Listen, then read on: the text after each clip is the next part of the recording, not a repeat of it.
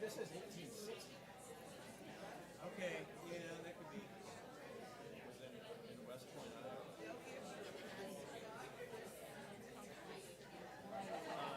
That's where this is.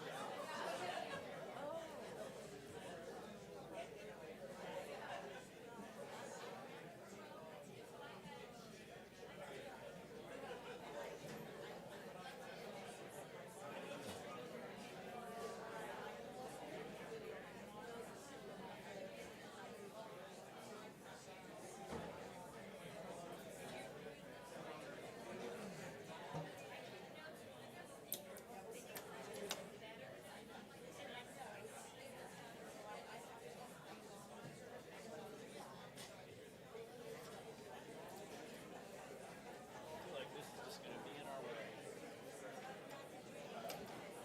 Are there outlets that There's one. This one has openings right there. That's an outlet, but it's full.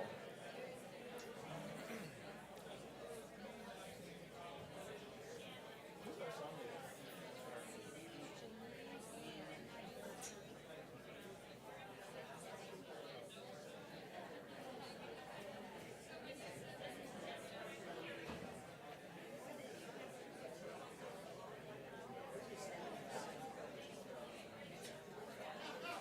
If there's any water.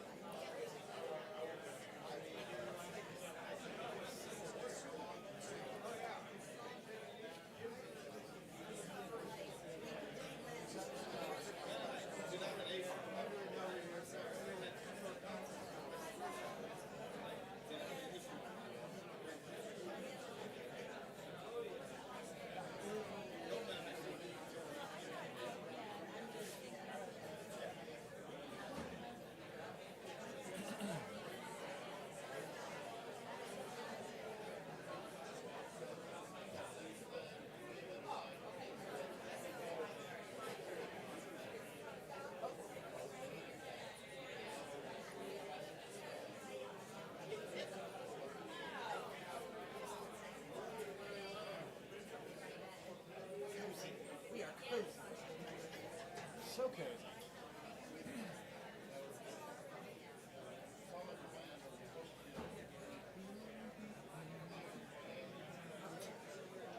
Well, let's start. I'm ready. I'm not the starter though. Nice to see you. Good morning. Yes. This is the typical American greetings. Yeah, down the line. Down the line.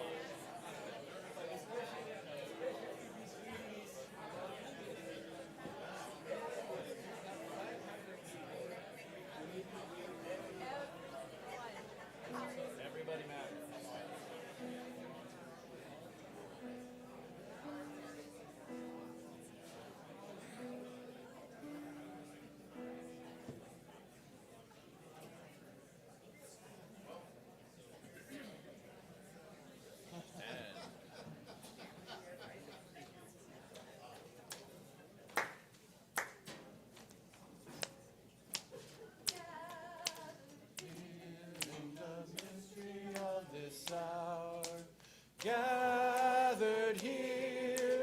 one strong body, gathered here in the struggle and the power.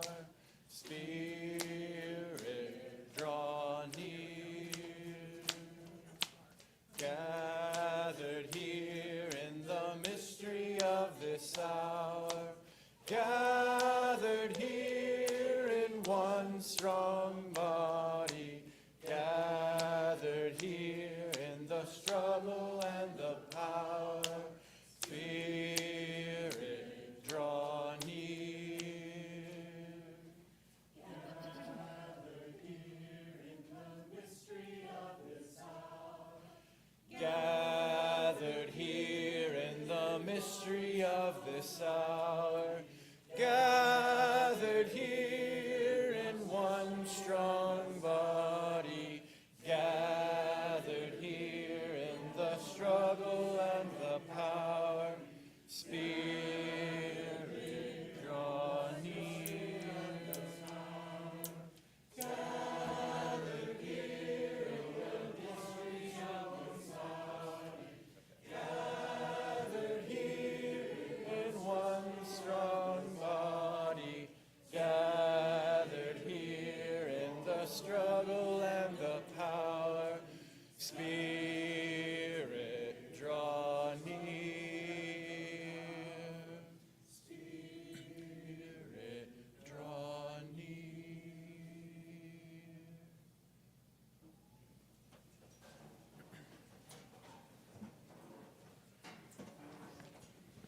Good morning. And welcome to the 70th annual meeting of Central District Conference. My name is Joel Miller. I'm the pastor of Columbus Mennonite Church and also serving currently as the president of the board of directors, which means I get to officially start our church business. And this gavel, as it says, is from wood from the West Point, Iowa Methodist Church. It was in this building May 28th to 29th, 1860, that the first gathering of the General Conference Mennonite Church happened, which was the mother organization of Central District Conference. So we have used this gavel for quite a while, and here we go. We are underway. The 70th annual meeting. Speaking of round numbers, we're going to get an introduction and welcome here from President Shannon Dykes, who just very recently was named the 10th president of Eastern Mennonite University. She spoke last night. And it's good to have you here this morning.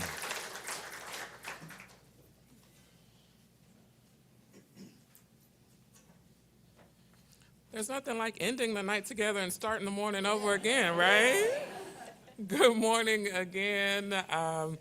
I found myself really grateful last night as I was preparing for sleep for the hope that I experienced in this group coming together.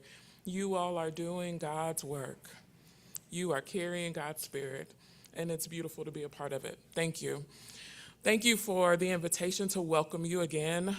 Putting my President Dykes hat on today, I'm glad to welcome you to Eastern Mennonite University, and it's an honor for our campus to host you all as brothers and sisters from across our conference as you gather to worship, to discern, to listen, to work, to entrust your work in each other's hands and in God's hands. As president of EMU and as a pastor formed within the life of the church, I never see that relationship between the church and the university as separate things. At our best, we are partners in the work that we do together with God. The church nurtures faith, discipleship, and community. The university helps to cultivate wisdom and critical thinking and faithful leadership and vocational imagination. And you all in your congregations get to proclaim the good news week after week, and we enable young people, older adults to live that good news in classrooms, in hospitals, in businesses, in congregations, in non-for-profit organizations, in communities around the world. And so thank you for the ways we are in partnership together, where we are connecting the work of God between our communities. Our tradition as Anabaptists has always meant that we are believing we are participating in the work of discipleship together. We're participating in the learning of discipleship here at EMU, and we don't do that just to pursue knowledge alone. We do that so that we can love God and hear God more deeply, that we can serve our neighbors more fully, and we can participate in what God's work is around us. That is an exciting thing for us here at EMU. One of the greatest joys in this season right now is watching our student community grow, not only in numbers, but in the richness of experience and perspective. Our incoming class for the fall is one of the strongest we have had in recent years, which is a blessing in our industry and small private schools right now. And we're bringing together students from Virginia and across the United States and across the world. They are majority first-generation college students, student athletes, future pastors, nurses, teachers, entrepreneurs, and peace builders. They come from many cultures and races, traditions, and faith backgrounds. Yet they share this same desire that we state really clearly as an institution, that we want to learn and serve and make meaningful difference in the world. Many of you know these values, hold these values, are even alum of EMU. Thank you, love you. And you are also pastors, congregational leaders, teachers, chaplains, or lay leaders, who yourself may be sensing that God is inviting you into another season of learning. Others of you may know somebody in your congregation, a young adult discerning college, a leader considering seminary, or someone seeking training for ministry or peace building. If that is you, I want to extend a simple invitation. Consider EMU as your partner. We offer flexible undergrad, graduate, seminary programs designed for people who want to integrate these faith values that we hold into what we do in the world. From a bachelor's degree in engineering to a doctor of ministry in peace building and social change, all of our degrees are holding courses and conversations about faith and power and vocation. So our hope is not only to confer degrees, but to accompany people as they are walking with God, the same work that you all are doing together, as we are all called together in courage and humility and hope. So thank you all for your witness as Central District, for the ways that your congregations are embodying Christ's peace in our communities. We're grateful that you are here on campus. May these days renew your spirit. May your relationships be deepened together, and may you strengthen your shared commitment to the work of God's Spirit around us. Welcome to EMU. We're honored to have you all with us. Thank you.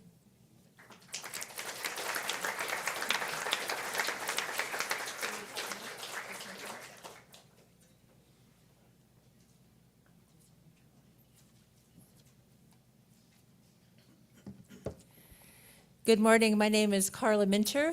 My congregation is Open Table Mennonite Fellowship in Goshen, Indiana, and I live just south of Goshen in a rural area named New Paris. So those are the boring details that in a little bit you'll all share around your table, but they're foundational: name and place and connections.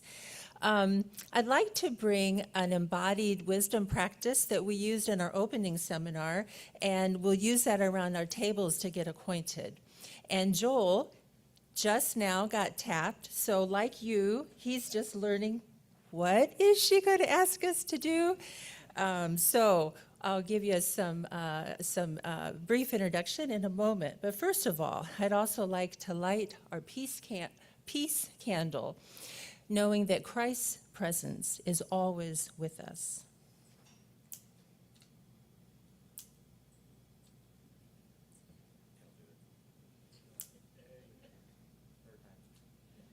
Three. So Joel, Yes. this is what we're going to do around tables. Am I standing up? Yeah. Just spontaneously, Oh, boy. we're going to talk about. I could talk about. So we'll use the phrase I could talk about, and then you as an individual just come up with something. The person beside you, so you'll find one person very close to you so you can talk. If there are an odd number in your table, then you will also have a group of 3 here and there, or you can turn to a neighboring table and find a 2. So in twos, you'll talk individually about just random things and just let the ideas flow, and you'll each have 2 minutes total. So, Joel, when you think about the word I could talk about, just let your imagination bring in some topics. So let's stand near the mic, and Okay. this is what you'll be doing in pairs. I could talk about biking the Gap Trail. And now I'm Now, then you say I could talk about. okay. I could talk about parenting. I could talk about Father's Day dinner. I could talk about softball, coaching softball. I could talk about downsizing. I could talk about upsizing. I could talk about the spiritual practice of downsizing. I could talk about how it's almost harder to keep what you have than sell all you have and get to the poor, give to the poor. Yeah. Sometimes. I could talk about renovating showers. I could talk about that too. We have a lot in common. That's enough. That's good, okay. Yeah, it's like, so you never know where your talk about's going to go. And not that you have to feed off the other person. It might happen, and I thought it was kind of fun that we're at different stages in life. Interesting, downsizing, upsizing. So now with your pairs, so find your pairs. And this is always embarrassing. Oh my goodness, for introverts, this is hard. But find the person next to you. Give them a time. Yeah. So how much time do we have total left? Maybe 10 minutes. Okay. Okay, now that you have your person,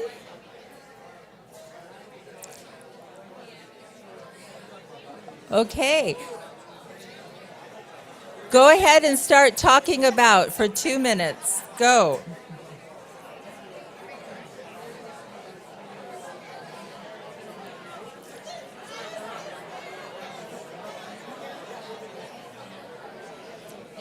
That was fun.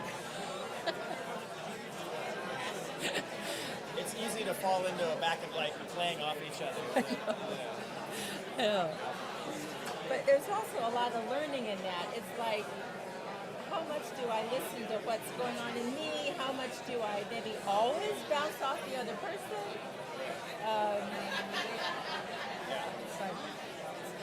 But it is hard not to try to think of what you're going to say next. That's the other thing. Like, how can you just talk without censoring yourself or without feeling like anxious about what I'm going to say to what you're going to say? It's all that stuff. You know.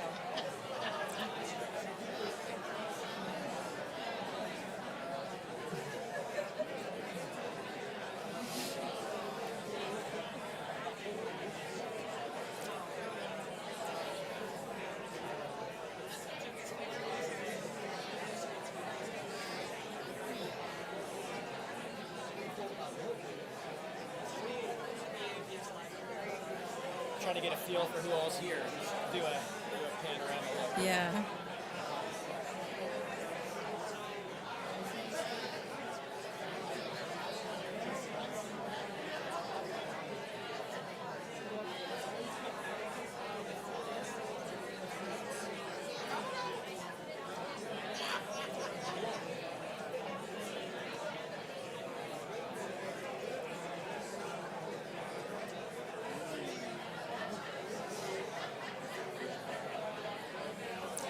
Bring your conversation to a close.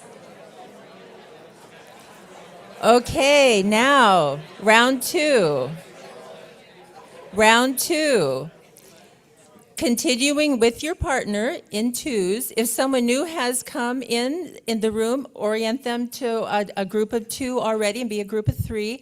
And now, from one of the things that you mentioned over the last 2 minutes. Go a little deeper and tell a story about something that you named in that I could talk about. Back to the same partner, but now tell us a more full story. And you each have a minute each, so enough time, but again, tell the story, but be succinct, and then we'll bring you back again. 1 or 2 minutes each, and I'll provide the timing. Go.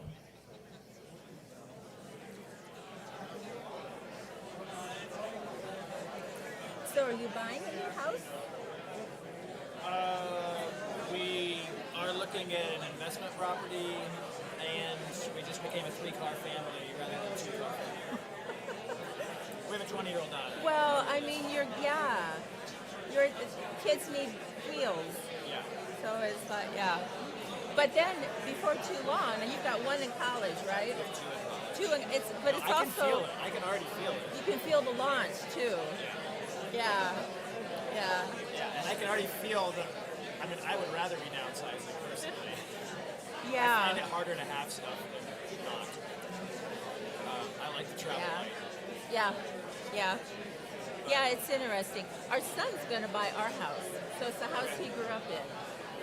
That's the plan. They haven't signed the bottom line yet, you know, Okay. but that's what they would like to do. And Where does that put you? well, we bought the neighbor's house. So when a neighbor's house became available, and we knew he was interested in ours at some point, we're like, let's do this.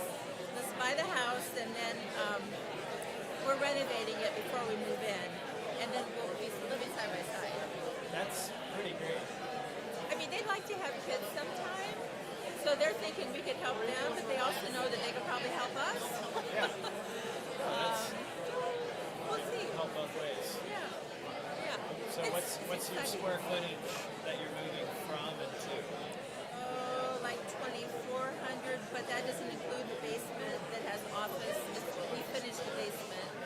And then the other one is a ranch that is the 1,800. Typical 3-bedroom, 2.5-bath ranch. It's like, we still have a full basement. And 3 bedrooms, 2.5 bath. I mean, we're downsizing, but it's not tiny. Yeah. But we're getting rid of the upstairs, so we don't have to go up and downstairs to have the bedroom and bath. Yeah. Yeah, I would love to have an arrangement like that sometime in the future, living next to a kid, if there's grandkids. And, Yeah. be a part of that. We're going to be old grandparents, though. You know, my husband will be 70 this fall. Because I didn't have kids till 30. Yeah. 30 and 32. What are the ages of your? Or the, 31 and 33 and a half. But our oldest is saying no kids. So it's our youngest is the possibility. yeah. Yeah.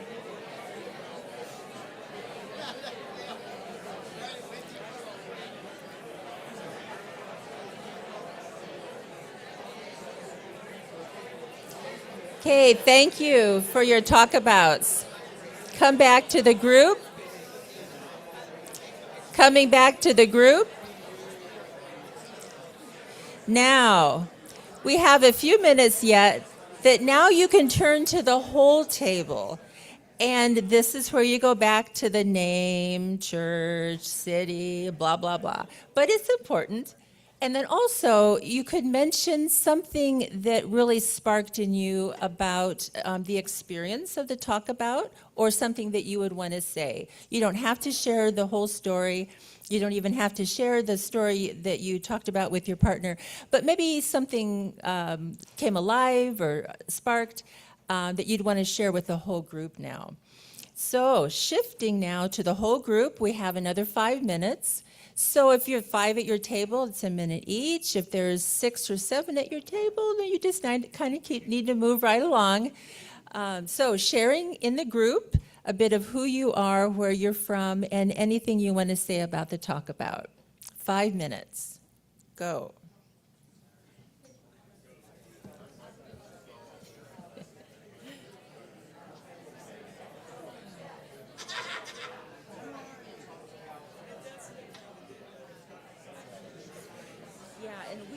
the skills for like laying our own flooring.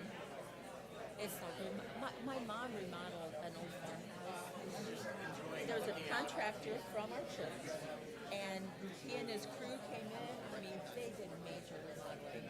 And for a teacher and a church worker, I guess it was affordable. But nowadays, And drop a lot of money really quick. so do you do some of your own stuff? Yeah. I mean, we have skills in other places. Yeah. Yeah. I But can't it's install like, a oh my furnace, but I goodness. can do. Do you do I can, tile? I do a lot of tile. Yeah. Tile's cool. I think I could learn how to do tiles. I think I could do that. It's a really, I enjoy it a lot. Especially the new tile that is on a sheet and you just fill it in. Yeah. Yeah. You know, If the smaller tiles My that sister are did that for are matted. like on their between their kitchen counter and cabinets, the back wall, backsplash. But you need a tile cutter. Apparently, they had a friend that had a tile cutter that got things when it needed to match or the edge and that kind of thing. Yeah. That turned out all right. Yeah. Yeah, it's a fun combination of math because you really need to plan it, grid it, and plan it out, It's a great, yeah. and then design and just physical work of just doing it. Yeah, yeah, and then you The need key to get is- it lined up. Getting it lined up, and the key is really the prep work, the underlayment, especially if you're doing a floor, it needs to be solid. And there's some things you need to do to Yeah. make it solid. Otherwise, it's going to get bouncy and the grout will pop out. So that's our big thing right now. So this house was built with a sunken living room, Yeah. 1981. So you walk out of the hallway, and boom, you go down. Then you walk to the kitchen, you go up. And if you walk out of the bedroom, so you're looking at the kitchen, it's like you missed the step. So that we're raising that whole living room area about 5.5 inches. Okay. And if it's not level, then I can't do LVP. Right. I can't do a floating floor. I'll have to like adhesive. So that's what I'm not sure. And for some very odd reason, the house it's all connected, but for some reason the entryway is a little higher. The step is a little higher as it goes down into this living room space. So to even it out, I'm not quite sure what's going to happen. It has tile on it, and I'm hoping that when you take the tile was added later. I'm hoping that when you get down to the bare bones, it's the same. Yeah. Could be. But the former owner said it was Is always it just a like little that much off. of a difference, or the tile could be the difference? Well, 'Cause that's yeah. what I was thinking. Because you need to put a layer of underlayment underneath the tile, then you've got the thickness of the tile.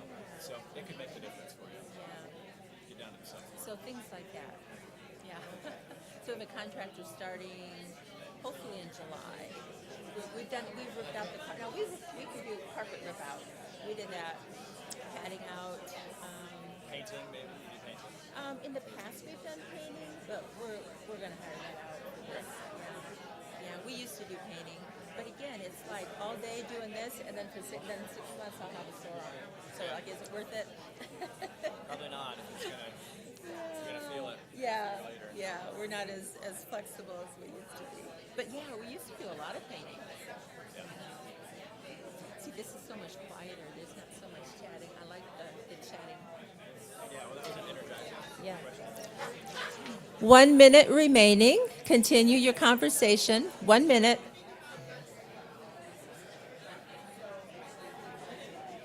So do I introduce them? I can. Or Okay, I'll say Joel. I mean, I can just do that. Okay. Okay.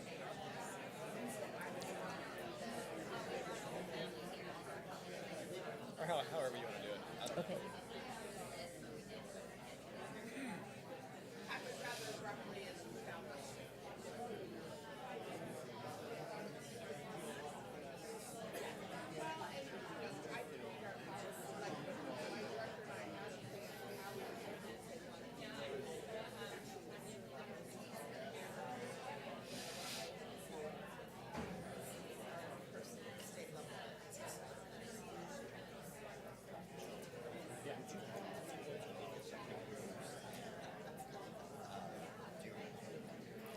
Okay, bring your conversations to a close.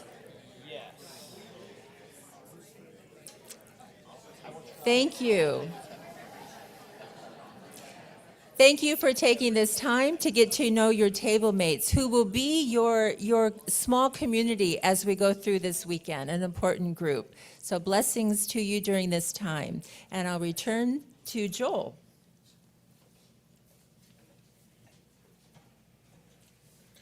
Okay, this next bit has the rather official sounding State of the Conference title, and I've been given 15 minutes.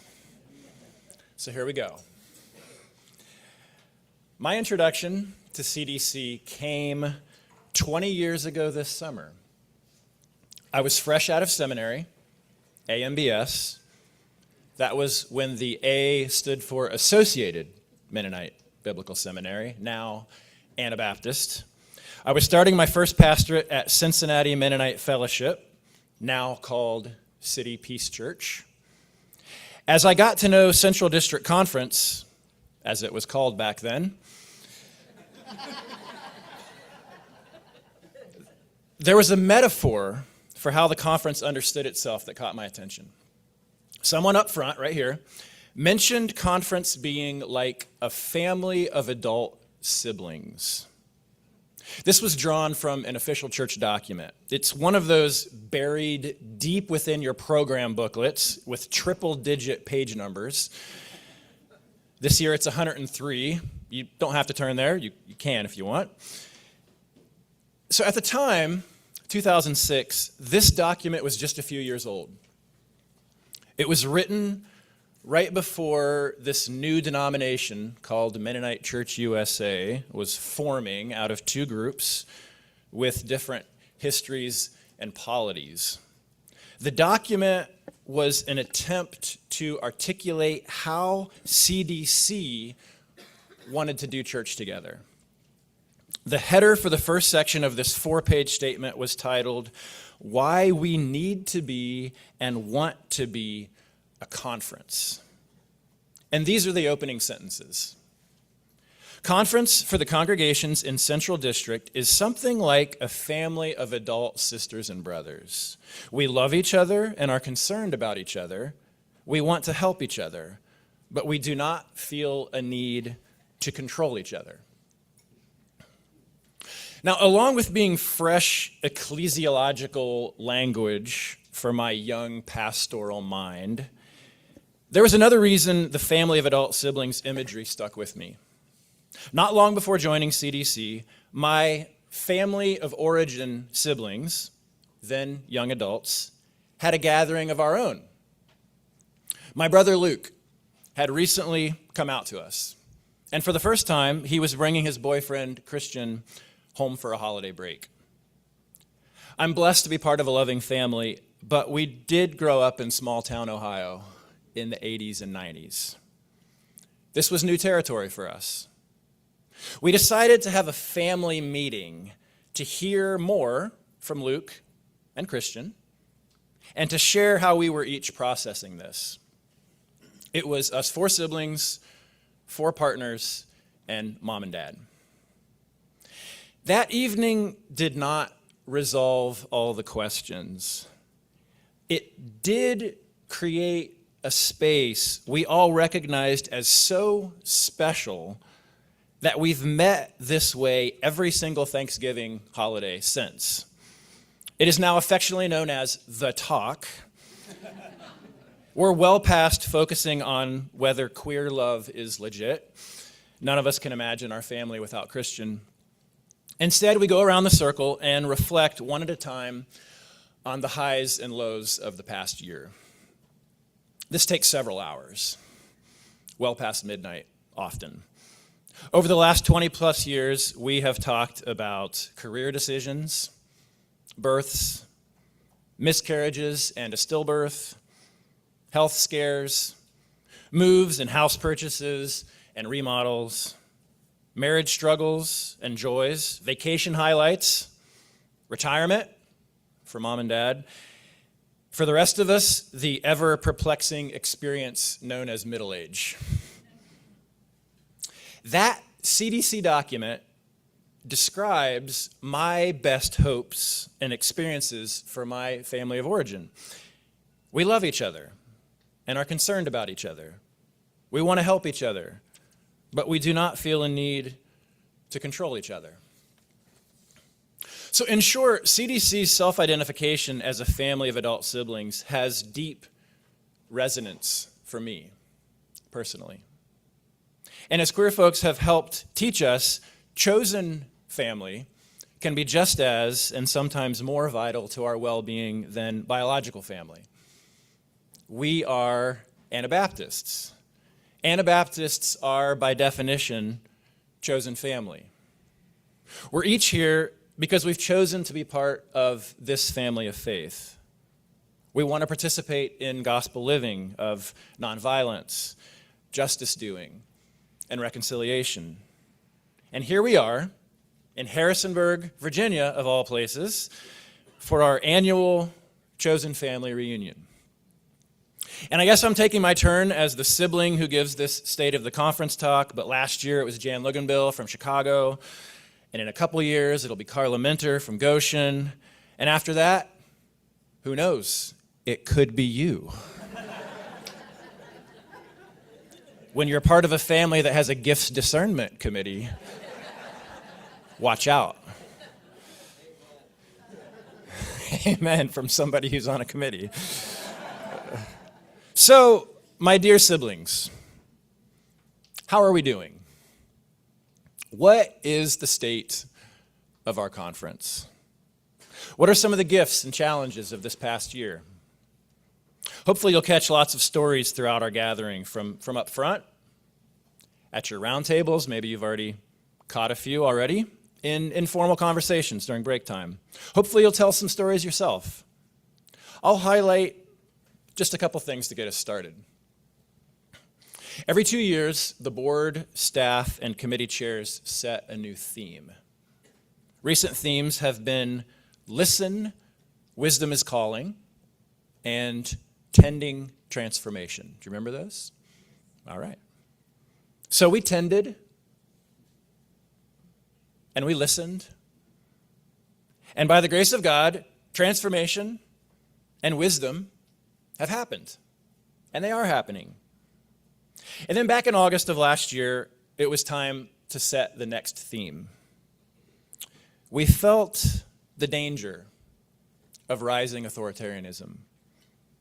We remembered that Anabaptist communities in various times and places have risen to meet the moment with creativity and courage.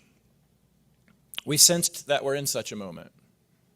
The language that emerged was a call and a prayer for our congregations. Rise up, take courage. It's also an open question. How might we as individuals and households and congregations and a conference beyond and beyond take courageous action in ways that reflect the kingdom of God, which Jesus taught and lived? The state of the conference is our 44-member congregations living that question in our own settings. And it's what we do collectively, like the mutual aid grants the Missional Church Committee will talk about, like the support and credentialing of ministry leaders that Ministerial Committee will talk about. It looks like creating a new part-time staff position to elevate our commitment to safe church practices, prevention and accountability, especially around child safety. This is the first annual meeting for our still new church safety coordinator, Kristen Sankin. Welcome, Kristen.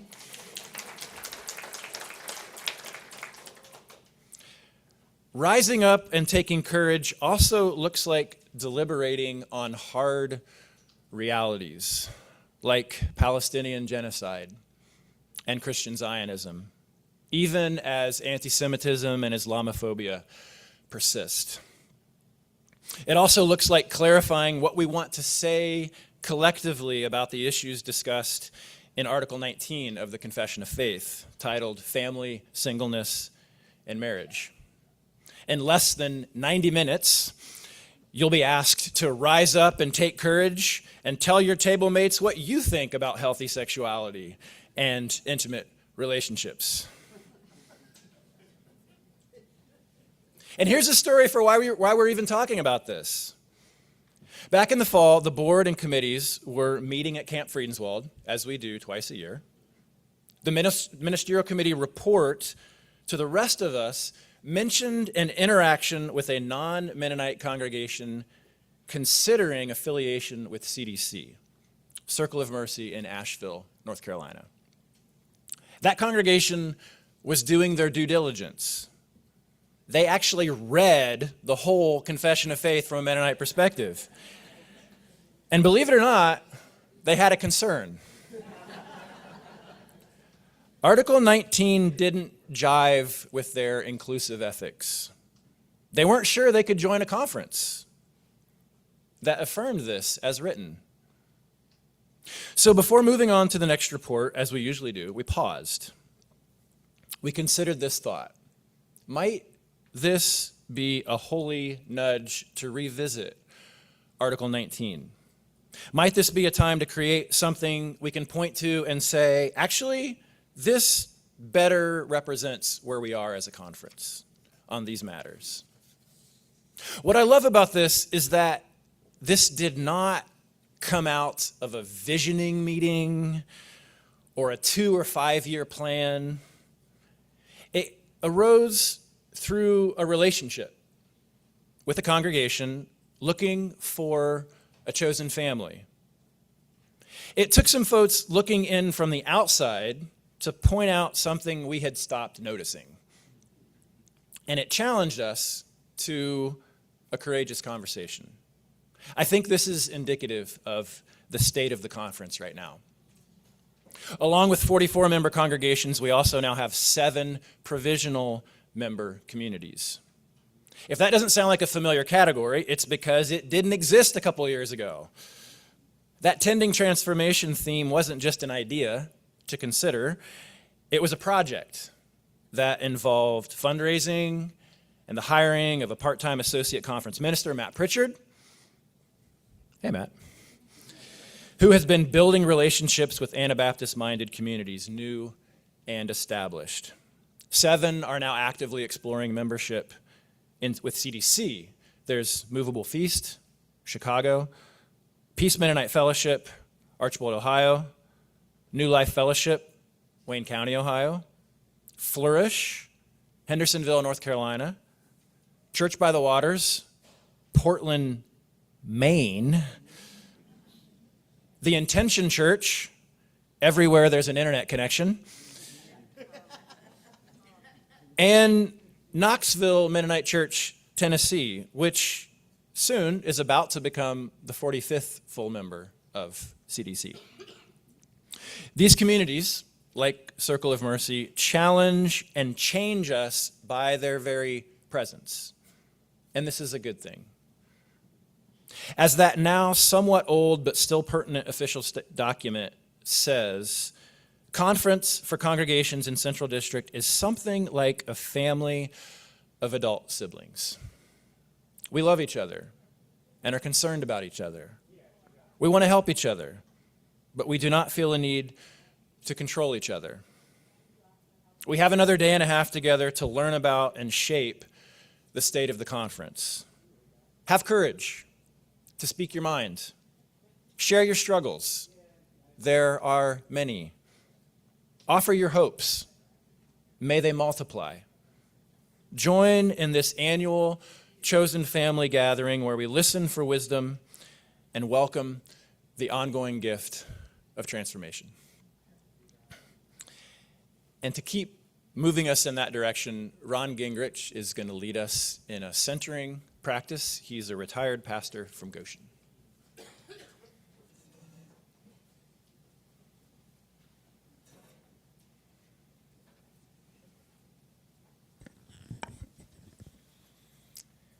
As Joel said, I'm a retired person. That means I'm not paid to do anything. But I'm really, before being a pastor, and I still consider myself at a core a teacher. So on your table are these cards, and I'd invite each of you to pick up one of these cards and turn it over. it has on the Hebrew letter Shin. And I'm going to do an elementary Hebrew lesson in centering. And it has all to do with this phoneme, this sound that we don't have a letter for in English. We don't have a sh sound, but we all know what that means, shh. And so I would invite you to write on the back, as I do these centering times, I'm going to give you Hebrew words. Hebrew words that shape what it means to be centered. And I wouldn't have known growing up what that word centering mean. I'd never heard it. I don't think I'd heard it until I was teaching and pastoring in Heston and was at a workshop by Basil Pennington on centering prayer. And as we went through this workshop, it hit me that, oh, what he's talking about is a lot of this stuff that Hebrew has words for. And the very first word that begins with shin, we used in our call to worship last night. In the people's response, I left it at the table. It was something like, we find Sabbath rest together here. The Hebrew word for Sabbath is Shabbat, shin. So you can write that down, Shabbat. And Shabbat simply means stop. Stop. And if you're going to center, the first thing you need to do is stop. And stopping for us in the West is really hard. We are not human beings, we are human activities. So I want you to think what it is to lay down, burden down, to put down what's going on in here. Because what's going on in here is distracting, I think, from connecting with God. It's really hard to stop that squirrel in my brain. I try to stop to be centered, and then I think, well, what's coming next? Oh, it's really hot in here. I'm really worried about these times we live in. And it's really difficult to stop, but stopping is at the core of our faith. Sabbath came before the Ten Commandments. The economics of Sabbath came in the wilderness before Sinai. That was when you stopped one day a week, and you just stopped, and there was still enough. There was manna. And why did we stop? Why do you stop? Well, that's because if we stop, we reflect the image of God. Because God stopped on the seventh day. We have an active God, but what does it mean for us to actually let go, lay down, stop our worries, our fears, our anxieties, our planning, our hopes, and wait? So I'd invite you just to take, you need probably 20 minutes. I always need 20 minutes to get this thing to stop. But when it finally stops, there is a sense of things come together in a mysterious way. And then when I'm glad that things have come together, that unity has stopped. Strange. So I'd invite you to take time today. I'll move on from other words, but write down this Shabbat, and after it, simply put the word stop. Whatever you're doing is important, but stop it. Just stop it. I'm at the table with Krista, and she said she's going to be taking a sabbatical. So where does that come from? Shabbatical. It's a time of stopping to let new things happen. Center, but begin by doing Shabbat.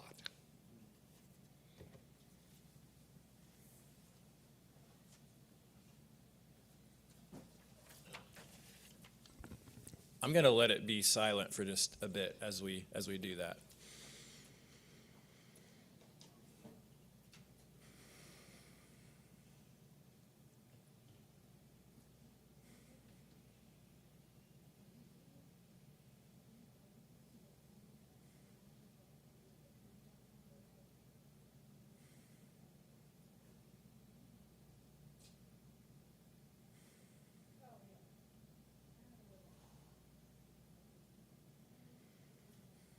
Okay.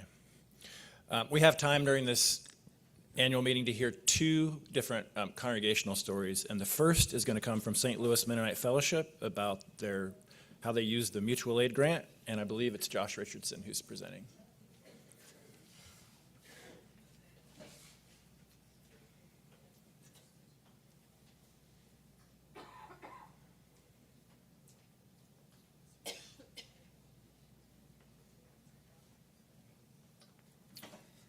So good morning. It's great to be with you all. My name is Josh Richardson. I pastor at St. Louis Mennonite Fellowship. So greetings from the great people of St. Louis. We want you to come and join us, and I would personally invite you to come and join me at the best donut shop in the world. So if you're in St. Louis, let's come and have donuts. I'm excited to get to share this morning about some of our shared ministry together as a conference through the Rise Up, Take Courage Mutual Aid Fund that's been done in St. Louis. So around a year ago, I got an email from a church in the Western District Conference asking our community to help some folks from Venezuela who are moving to St. Louis. They felt unsafe where they were, and they're moving to St. Louis because we have a large history of refugee resettlement. We do a lot of work around immigration as a community, and there are jobs. And so I did what I think any good Mennonite church would have done, and I said yes. Then I realized I had absolutely no idea what I was signing myself or my community up for.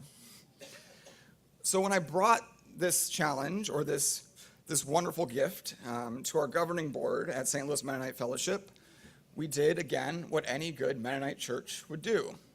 We asked our one lawyer what we should do.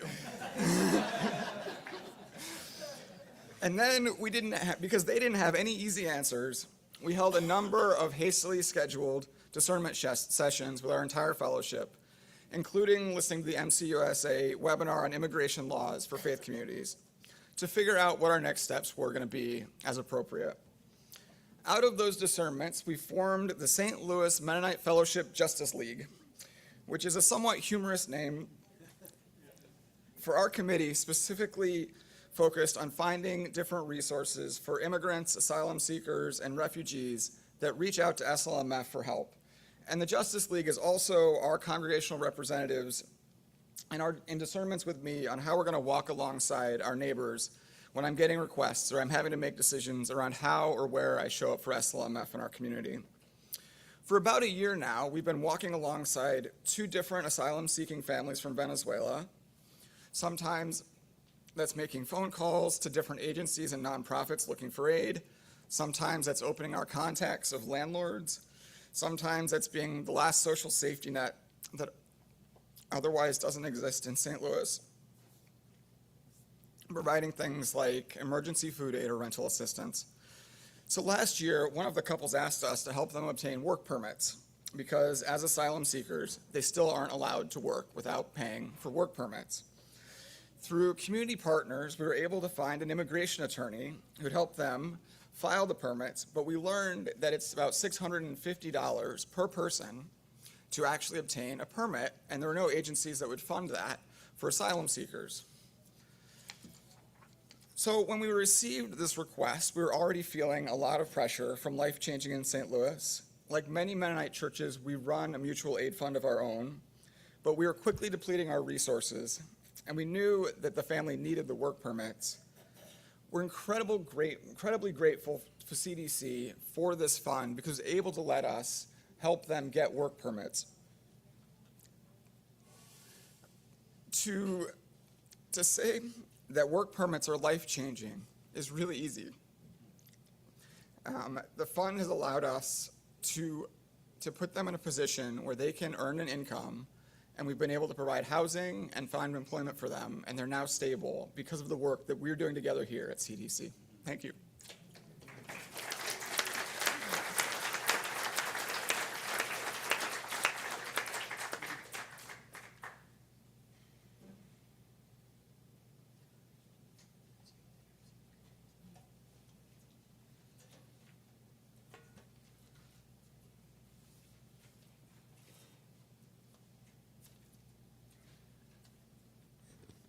Even with phones, computers, technology, we're still like, Joel's like, Carla, you're on. So this is an opportunity to introduce the people behind the scenes. We have several committees represented here. The Resolutions Committee consists of Jeff Baer from Lima Mennonite Church, Kiva Nice-Webb from Chicago Community Mennonite Church, and Rich Preheim from Hively Avenue Mennonite Church. I understand that Jeff is the only one present. Is that correct, Jeff? Thank you. And you've done some recent work in bringing a resolution to this year's annual meeting, which we will look at soon. The Listening Committee consists of, and if you're here, please stand, Robin Walton from Columbus Mennonite Church, Trey Ferguson from Raleigh Mennonite Church, and Rena LeBlanc from Emmaus Road Mennonite Church. Thank you. The Listening Committee listens. They're paying attention to what's happening throughout our time together, and then you'll hear their report right at the end of our final gathering. Our parliamentarian is Gerald Mast. And it's important that we tend to one another, and to do that, there's a structure for doing that. And if we get stuck, we can say, Gerald, let's make sure we follow the correct procedure so that we are listening to all the voices. So thank you for your presence. Also, medical persons on staff, they don't need, okay. We do have 2 youth delegates present with mentors, and if you're in the room at the moment, could you also please stand? Grace Hostetler from Chapel Hill Mennonite Fellowship, and mentor Brenda North Martin from Raleigh Mennonite Church. And those 2 congregations are very close to each other and near to my heart since I lived in that area for a bit. Also, Asher Yoder from Grace Mennonite Church, Asher, and Jeff Baer is mentor. Jeff, again, is from Lima Mennonite Church. Welcome. If this is your first time here as youth, we are very glad you're here. And for those of you who are first time as adults or any time in your life, we're very glad to have everyone here. Thank you.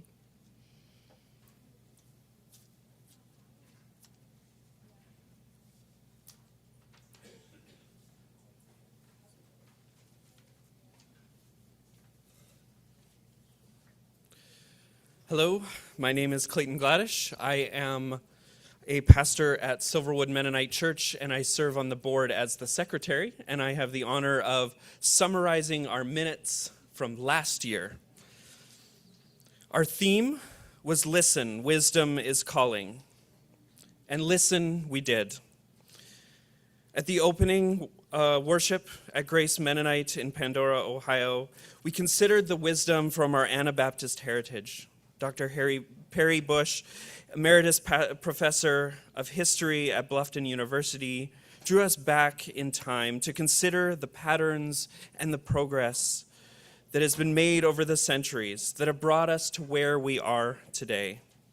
Instrumental in that was our pattern of acceptance of external technologies and developments and societal changes, which have had both positive and precarious outcomes. Friday morning began with our first delegate session at Bluffton University. Jen Luganbell, Alex Souter, and Joel Miller welcomed us and led us in getting acquainted around our tables.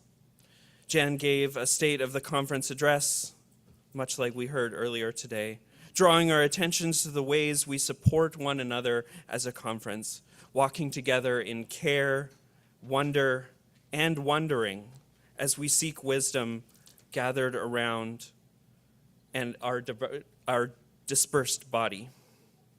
Carl Shelley from Assembly Mennonite Church in Goshen shared words of wisdom in a congregational story that centered on the learning and work of offering reparations for the debt owed to Black and Indigenous peoples. He noted that there are other congregations doing the same, but differently, as there is no one right way to engage in the work of repair, and that it is not too late to begin such efforts. Conference business proceeded as one would expect.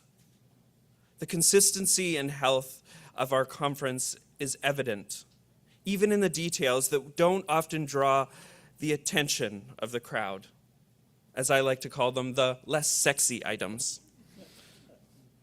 We made introductions, minutes were summarized. The treasurer gave a report and a presentation of the proposed spending plan, and the Gifts Discernment Committee's slate was presented and affirmed by delegates. We heard stories of wisdom calling for growth and change in CDC. The 100-year-old wisdom that created Camp Friedenswald, and the wisdom of the trees that they listened for last summer. We heard this in the introductions of Knoxville Mennonite Church and Peace Mennonite Fellowship, and an update on First Mennonite in Chicago, as well as the release of Agora Christian Fellowship. We may not be the same as we were, but we continue to seek wisdom together. Following lunch around our tables, another opportunity to get to know those gathered with us. We heard the wisdom shared in the overwhelmingly positive evaluation of Doug Luganville as conference minister. While in the same space, we shifted to a time of worship in which we shared stories and recognized the wisdom within our own congregations. These were represented as those who remembered, sorry, my bad, to bring forward items that represented what the Spirit was doing among our congregations. This time of worship concluded with communion, wisdom enacted around tables. Seminars took place in the afternoon, inviting some back into the wisdom of the past at the Swiss Historical Society and Schumacher Homestead. Others partook in the wisdom of creation during a wild church experience. And others still basked in the communal wisdom of singing the hymns that proclaim and form our theology. Saturday morning began with worship, inviting us to consider the wisdom we carry into the future.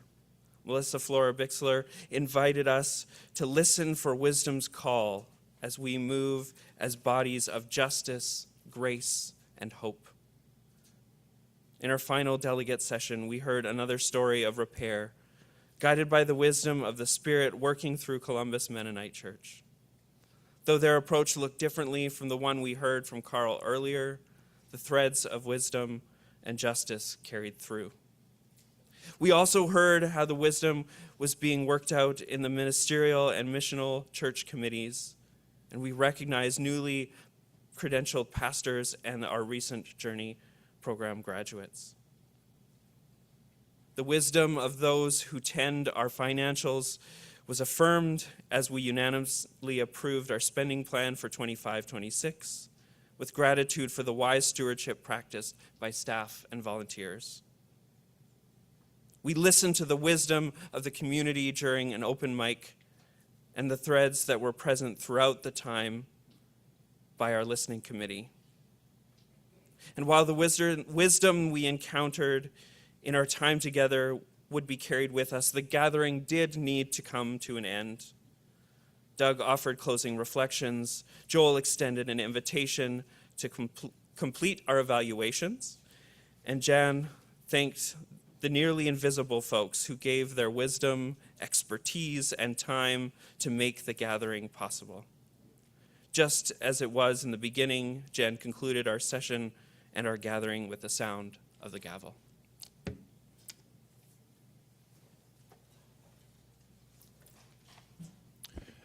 Thanks, Clayton. Those minutes are included in your program booklet in their entirety in pages 23 to 32. Could we have a motion from the floor to adopt the minutes from last year as written? Please say your name and your congregation. David Mosier, Southside Fellowship. Okay, can we have a second?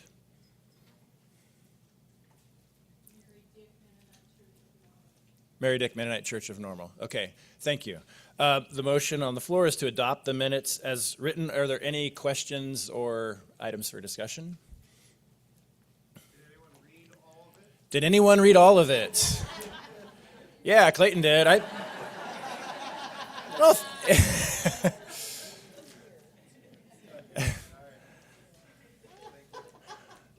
did you read all of it? Okay, yeah. It's, we'll say the board looked over it. Yeah, we did. Yeah, Emma does a great job with the minutes, but we do look over them. Okay, I think we're ready to vote. All who are in favor of adopting the minutes, raise your hand and say aye. Okay, all who are opposed, raise your hand. Okay, the minutes are adopted.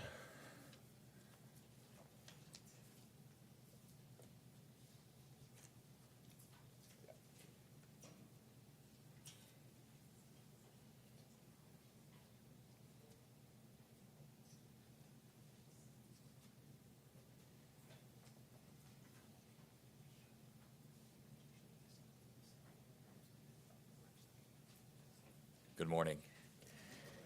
I'm Steve Jolly. I'm from Chapel Hill Mennonite, and I'm here to provide not very sexy information. Thank you, Clayton.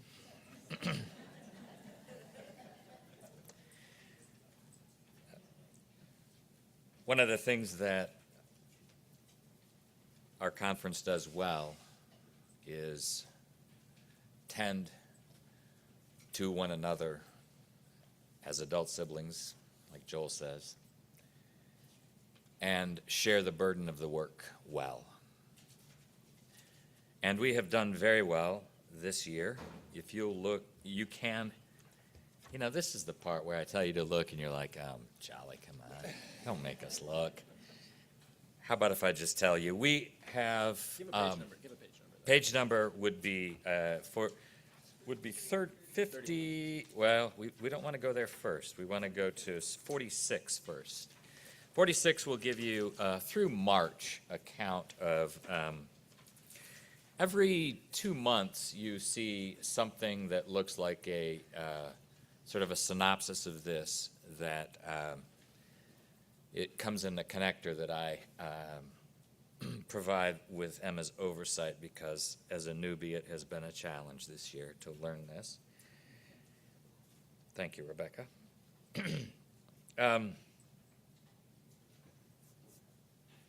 We have done very well with regard to our spending plan over the year. This only shows through March, but I do have the May numbers, and we're well on target to meet both giving and expenses against that. And it appears that we have no fear of being in the red another year. True to most faith communities in giving, or at least the ones I've been a part of, folks often recognize how limits can be made in terms of spending when giving may be slack, and this conference does that extraordinarily well.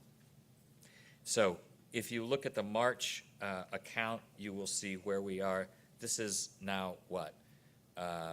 April, May, June. So this would be, there are 3 more months. We end this month with our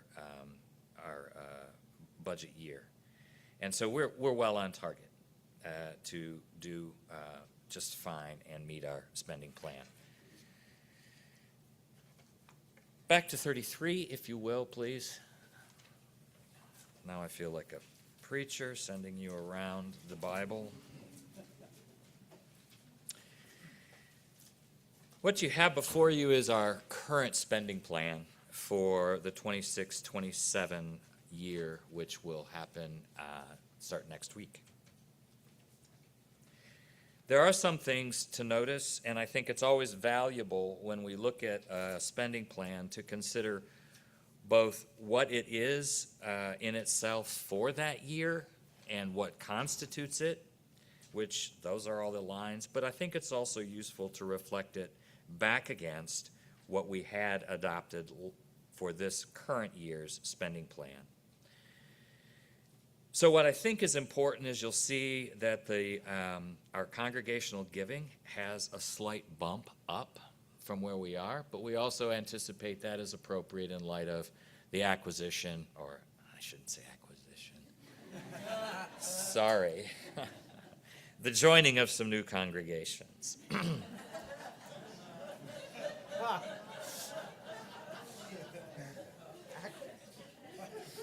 Right. This is the trouble you have in these business settings. The other thing that I think is important to note is that salaries will be increased, and in part because now the in part the district's giving will now fully support Matt. Matt was supported in part by the tending transformation for the last few years, but now as a staff member, the district the conference takes on his salary. We also now have taken on Kristen's salary as well. So there's a little bit of increase. There's some decrease because of Doug's time, but at the end of the day, it's not a considerable increase, but it is worth noting. So along with that comes the costs that are associated with salaries and benefits and so on. One of the things that you might note that could look rather high is the cost of doing board of directors meetings, and that is in part because now we are a congregation that is flung far. And so I live in Chapel Hill, and many of these meetings are back toward the Midwest. So again, many of us now are faced with travel costs and time to do that. So that is just the reality that we're going to have to live with. We are no longer a regional conference. St. Louis to the west, east right now is, I think if I understand geography, I ain't so good at geography, but let me take a shot.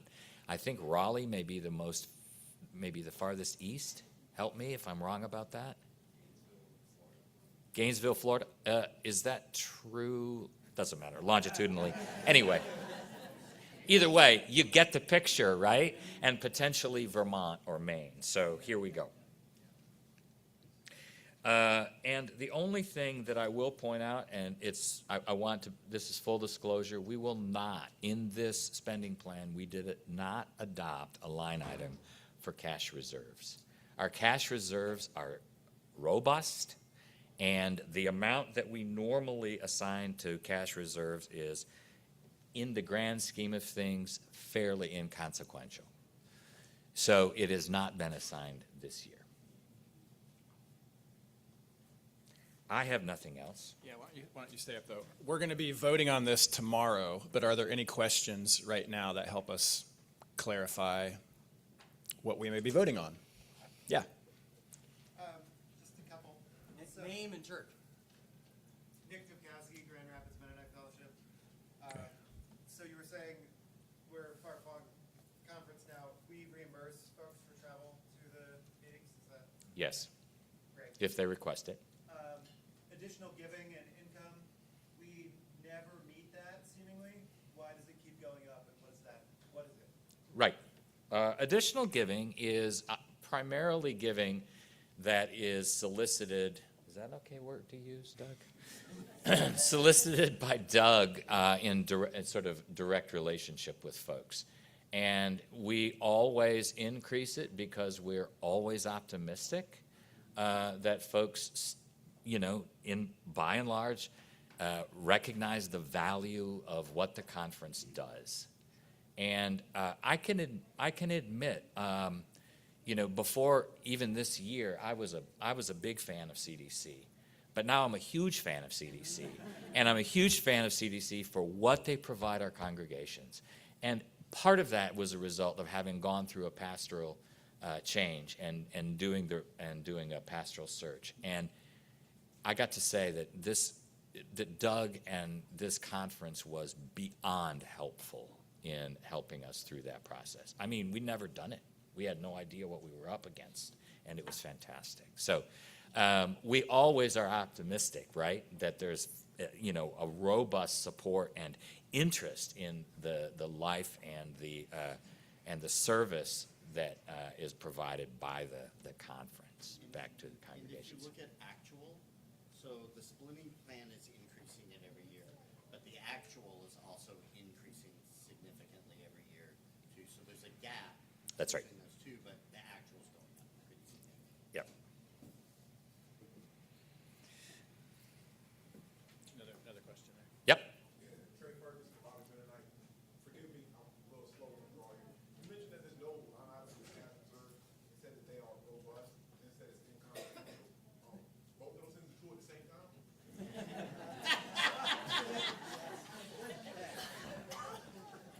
But the cash reserves that are on hand are consequential, are significant. The amount that we would have otherwise assigned in relationship vis-a-vis the cash on hand is inconsequential. It's a very small percentage. So we're not, to be quite frank, if we did this sort of thing, if cash reserves were invested at the current sort of rate of return for investment right now, that would almost equal our cash reserve. Well, that we would otherwise budget. But we recognize some of our costs have gone up, so this is the 1 year where we chose not to take that money so that it could be available for all sorts of, ministry, like not unlike what you just heard was happening at St. Louis and other places. And to know what that number is, if you look on page 45. If you look at page 45, about a halfway down, cash reserve escrow, 140,983. So that is undesignated funds that can be used as needed. Everence has often given guidance to congregations and conferences that if we can have a reserve about 6 months of our spending plan, we're in good shape. We aren't quite there, but we feel like this is a comfortable number. Thank you, Doug. Anything else? Praise God. That was a multi-layered praise God that Steve Jolly gets to walk away.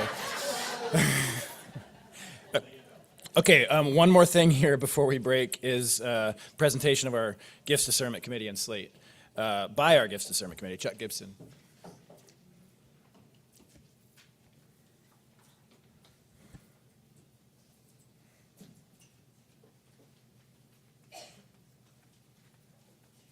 Well, it has been an honor and a joy to chair the Gifts Discernment Committee in this past year. I'm the guy Joel warned you about. And we do have a very robust slate of candidates for various positions in the CDC this year, which we will take an action to approve here momentarily. If you turn to page 35 in your handbooks, you'll see the bios and the faces of all the people who we bring forth this morning.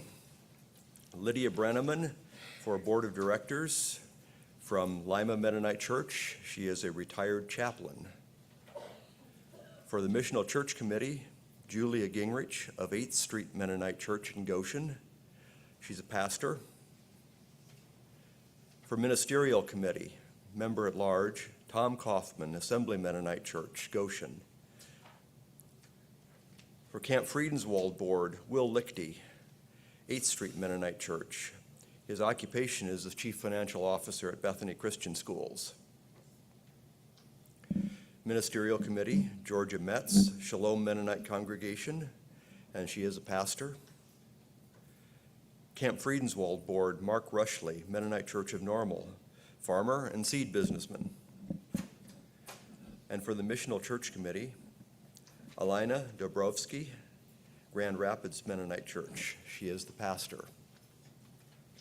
So are there any questions at this point? I think we call for a motion. Now we have a motion to accept the slate of nominees. Elizabeth Kelly, First Mennonite Bluffton. We have a second? Armin Hallbager, Grace. Okay, we have a motion to accept the slate of nominees. If you affirm, raise both hands and say hallelujah. Hallelujah. All right. If you're opposed, serve on a committee yourself. Okay, it's unanimous. Now, before I sit down, I would like to call your attention to one additional item. And which page is that on now?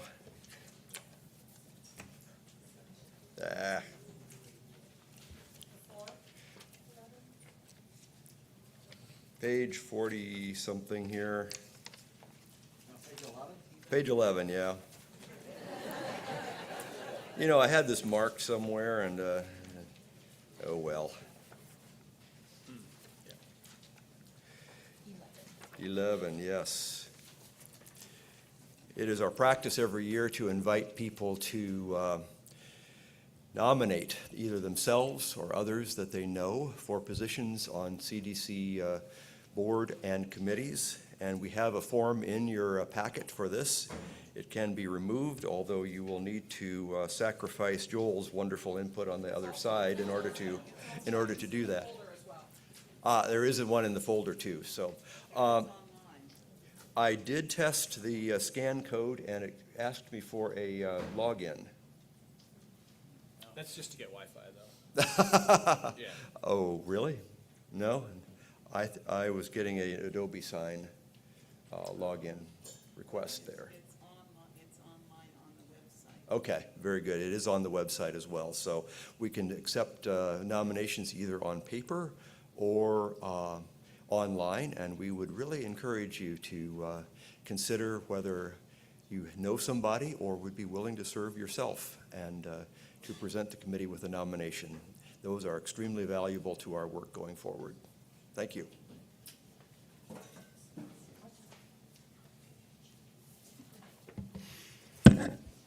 Thank you, Chuck, and thank you for everyone who has agreed to serve and who is continuing to serve. My name's Doug Luganbill. I'm Conference Minister for the Central District Conference. So I would like to invite everyone to stand who was just affirmed, as well as those who are continuing in your roles in leadership in Central District Conference. So just please stand where you are. And I invite your table mates to extend a hand of blessing towards you, towards those, or towards someone close to you as we pray together. God of wisdom and courage, you have generously showed gifts of every kind upon your children and upon creation. We are grateful for your faithfulness to your church, equipping us for various ministries within our local congregations and across Central District Conference. For those who have served and are leaving their committees, we give thanks. For those continuing to serve, we give thanks. And for those who have said yes and are beginning a new leadership role, we give thanks. Grant each one courage to lead, creativity to share ideas, patience to hold uncertainty, and wisdom to discern. In this new season, let our lights shine so that your vision of shalom and desire for transformation will be made known within our souls and among our communities. In the strong name of Jesus, the Christ, we pray. Amen.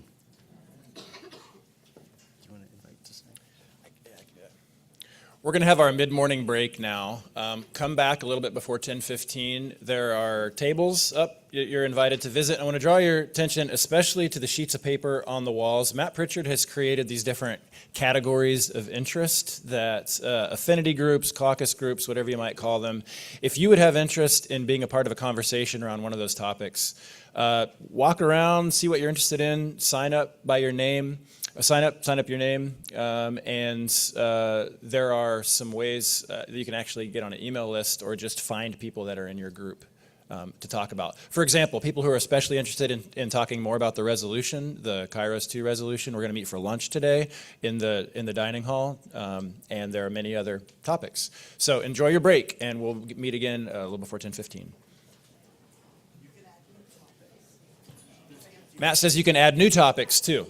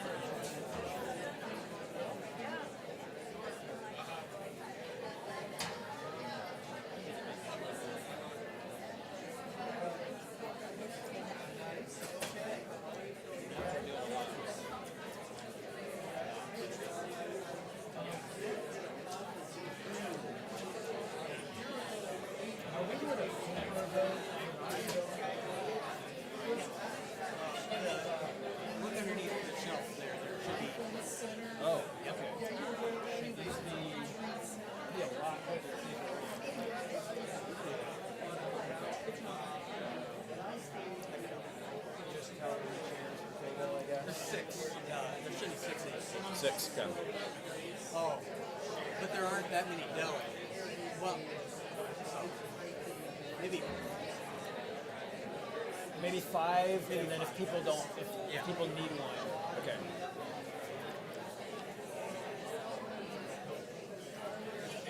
Hey!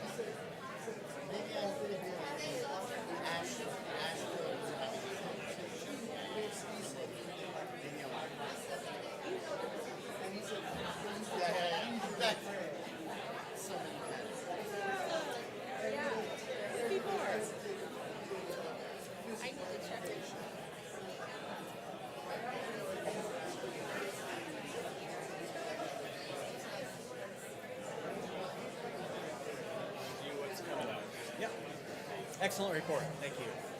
Yeah. Kind of fun to.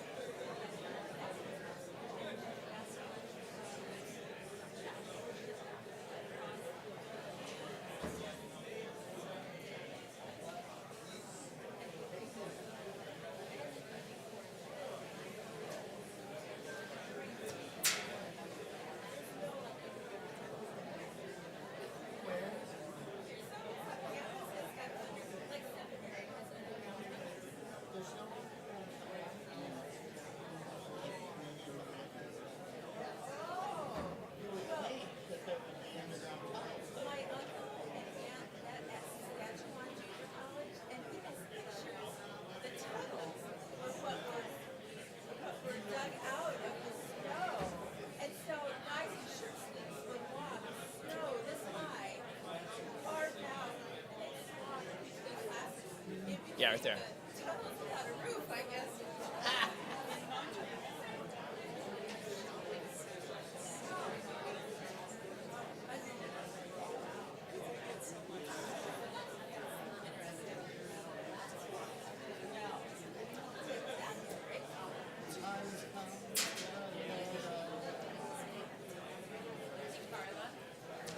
Hey, oh, yes. Okay, I'm yes. gonna write down a few announcements that I can to give to you. Okay. Yes, I'll and go is do it that all now. about the climate farm? So climate farm, and then also just a dinner Just option. local things. Yes. I would just do want you to do highlight you want one. do you want to name that? You do want to be like the local representative? I don't need to. I mean, I can, but I don't need to be. I was gonna also just mention like there's a labyrinth on campus. Right, and a you couple do of- that. I think it's Okay. helpful to have a local Okay. presence. So I'll Okay. I'll bring you up. I can. Also, the only thing I wanted to say to climate farm folks is just where to meet for work. Yes. So I can also Yes. just go ahead and mention. So when you say that, I'm going to say a bit about all the seminars in Okay. the afternoon. Let's see. So why don't you start with the other information and then Okay. end with the climate justice, and Okay. then because then I could go in and talk about the seminars in the Okay. afternoon. Okay. That Yeah. sounds great. So any local announcements? Okay. Invitation to things on campus. Yeah. Okay. All right. yeah. That sounds good. Yeah, Okay. that's great. And you go to Shalom. Yep.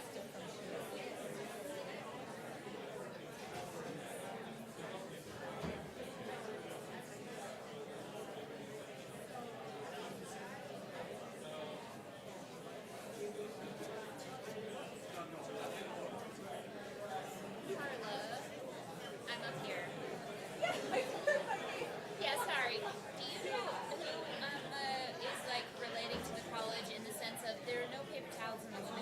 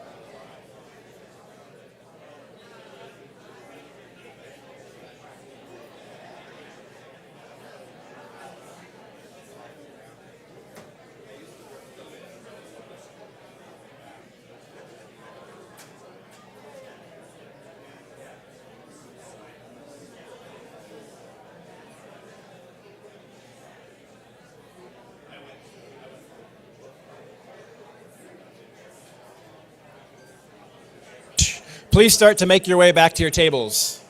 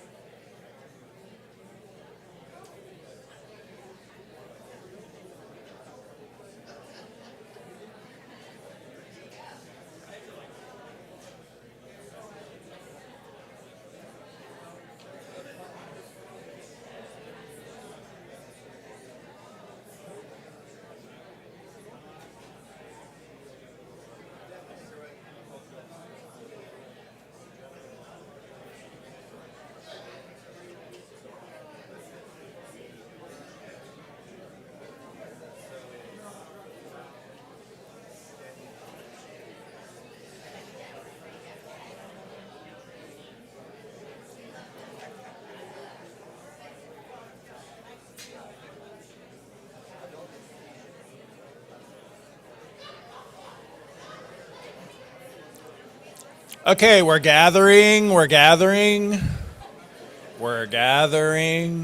at the tables, and we're going to sing a song.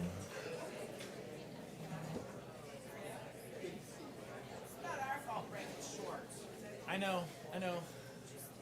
Just saying, I won't argue. Trying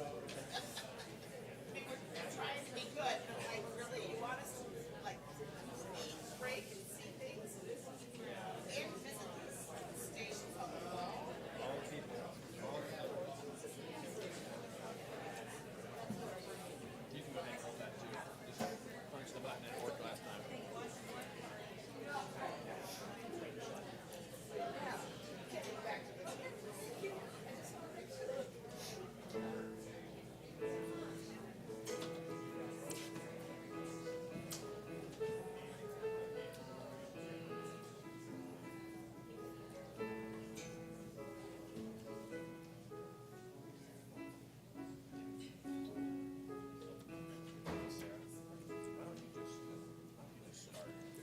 We've come this far by faith,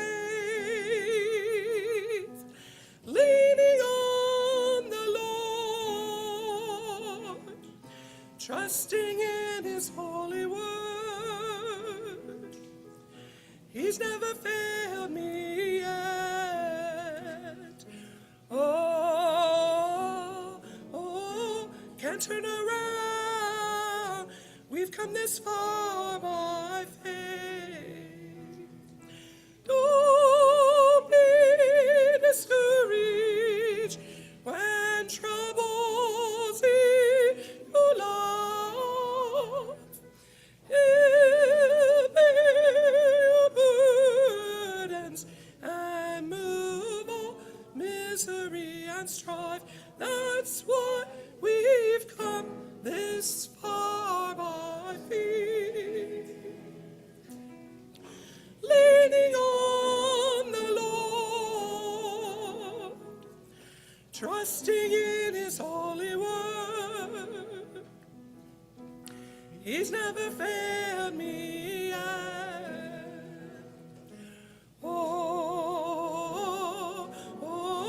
Can't come this far by faith.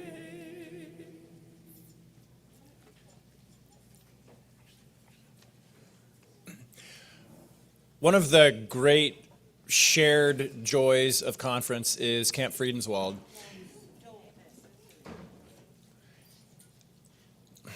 Come on up, Ron. We're going to hear another shin first. Stop. Song and centering.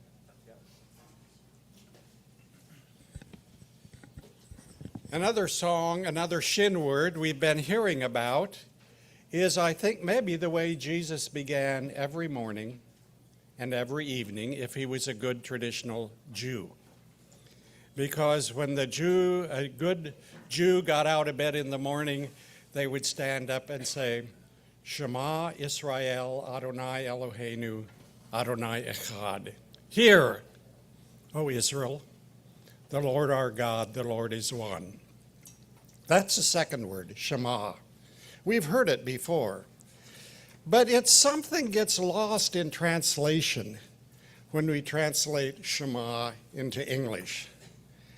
In Hebrew, it really means pay attention. So we begin, you have to stop before you can really pay attention. Have you ever tried to listen to someone while there's a lot of noise going on? And you really can't listen to someone while you're talking.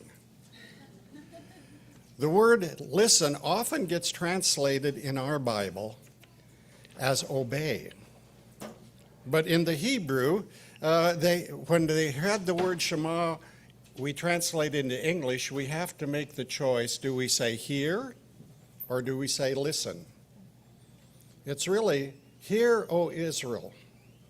It's listen to my voice and I will, no, obey my voice and I will be your God and you will be my people. We know that as a scripture song. But the word behind obey my voice is listen. So in centering, we have to first of all stop if we're going to listen. What are you listening to? Which voices are you listening to? What's distracting you? What should you be paying attention to? In conclusion, I'd like Beth to lead us in a song that in Winnipeg, one of the churches always sings before they read the scripture. Listen to the word that God has spoken. Listen to the voice that is near at hand. Listen to the voice behind creation. And I love this last line. Listen, even if you don't understand. There's a lot I still don't understand, but I'm trying to listen to that. So let's sing that.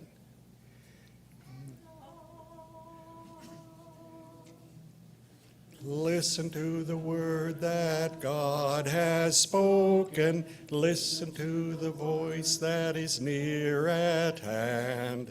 Listen to the voice behind creation. Listen even if you don't understand. Listen to the word that God has spoken. Listen to the word that is close at hand. Listen to the voice of divine creation. Listen even if you don't understand. Listen to the words that God has spoken. Listen to the words of his close at hand.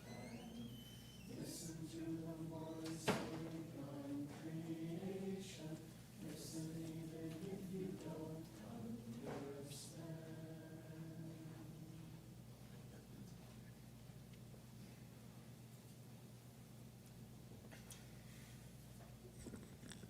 Thank you. Okay, now we're going to talk about Camp Friedenswald. We love Camp Friedenswald, and Sarah's going to talk about it some, and then we're going to watch a video.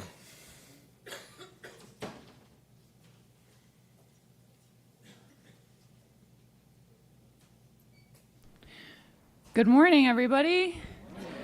I'm Sarah Werner, CDC Communications Coordinator and former board member of Camp Friedenswald.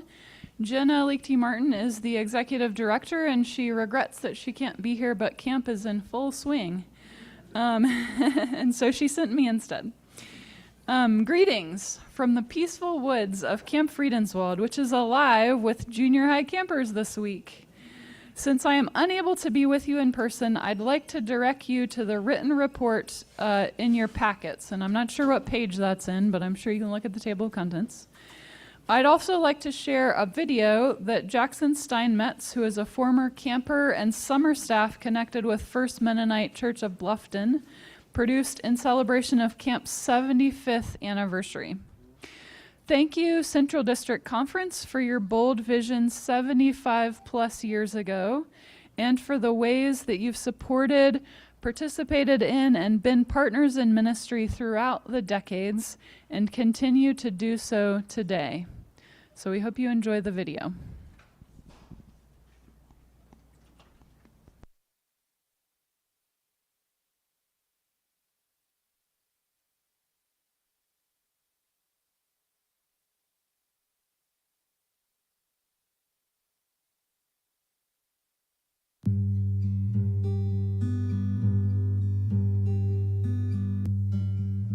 In 1951, the first campers arrived for a summer in the peaceful woods.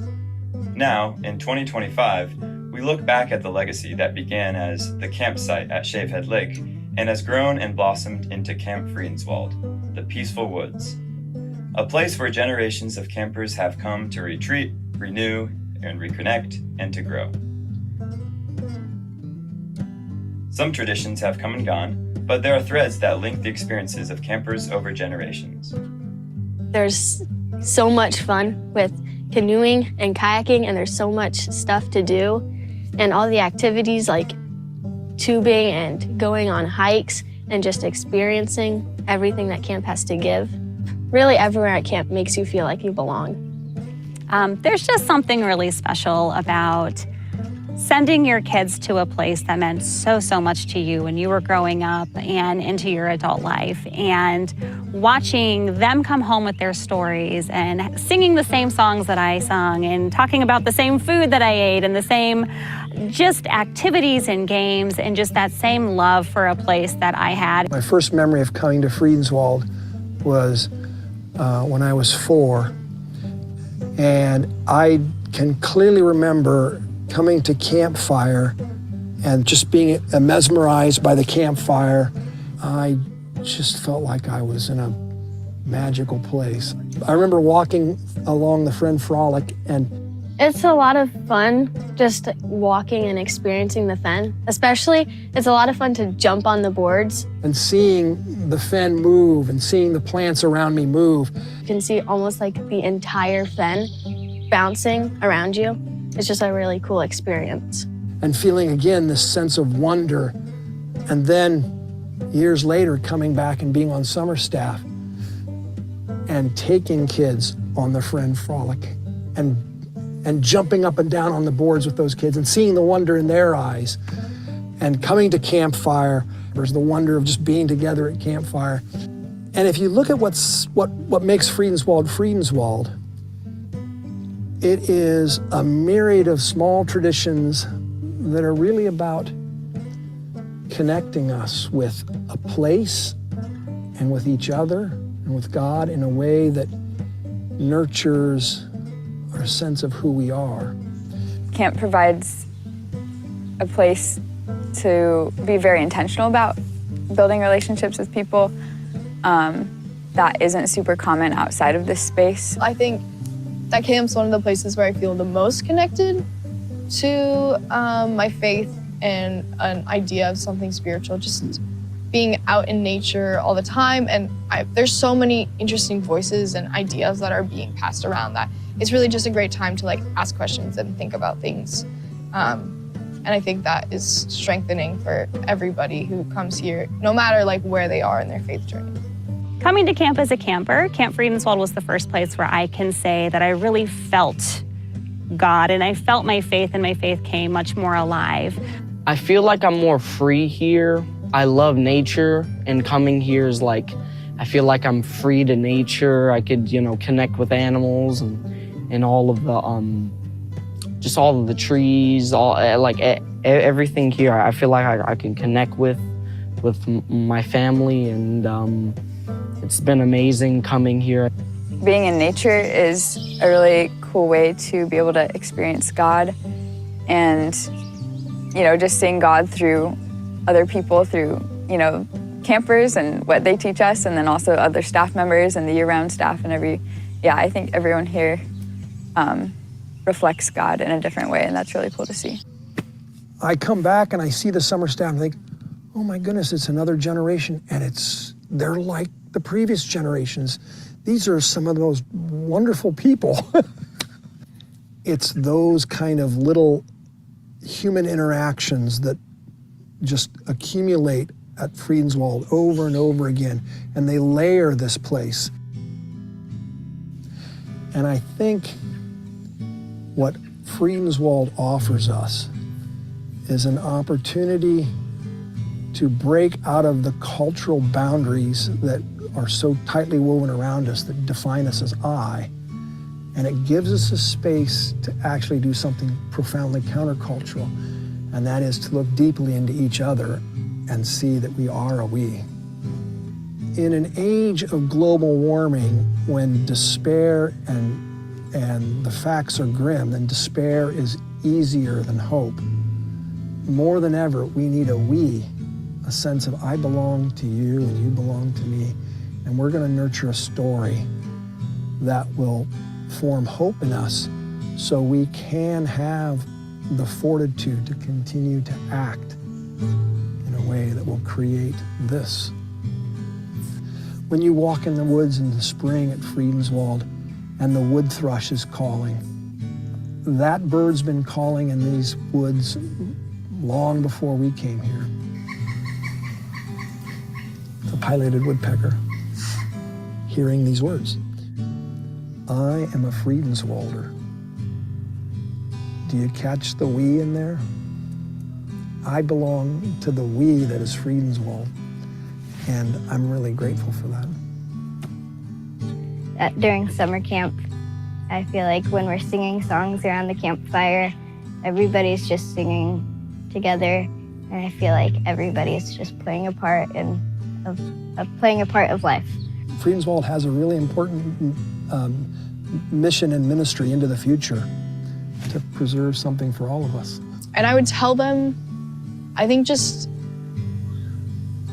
thank you for having this kind of wild vision of taking this farmland and building, rebuilding the forest and creating this camp. And I can't imagine there would be confidence in what it would become today.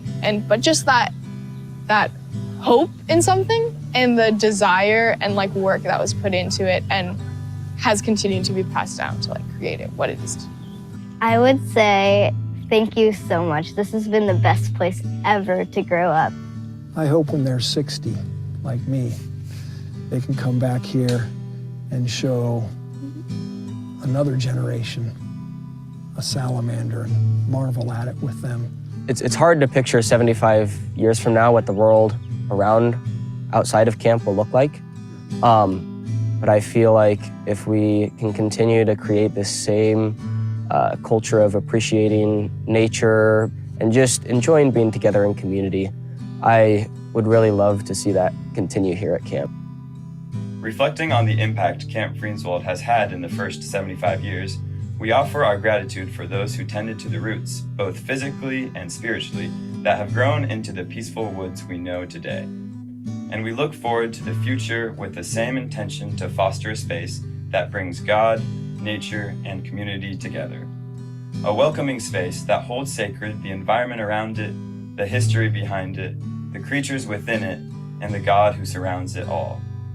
As we envision the future of Camp Friedenswald, we invite all who have been impacted by the peaceful woods to help us continue to provide people of all ages the opportunity to grow in relationship with God, self, others, and nature. Thank you for your efforts to support and sustain Camp Friedenswald.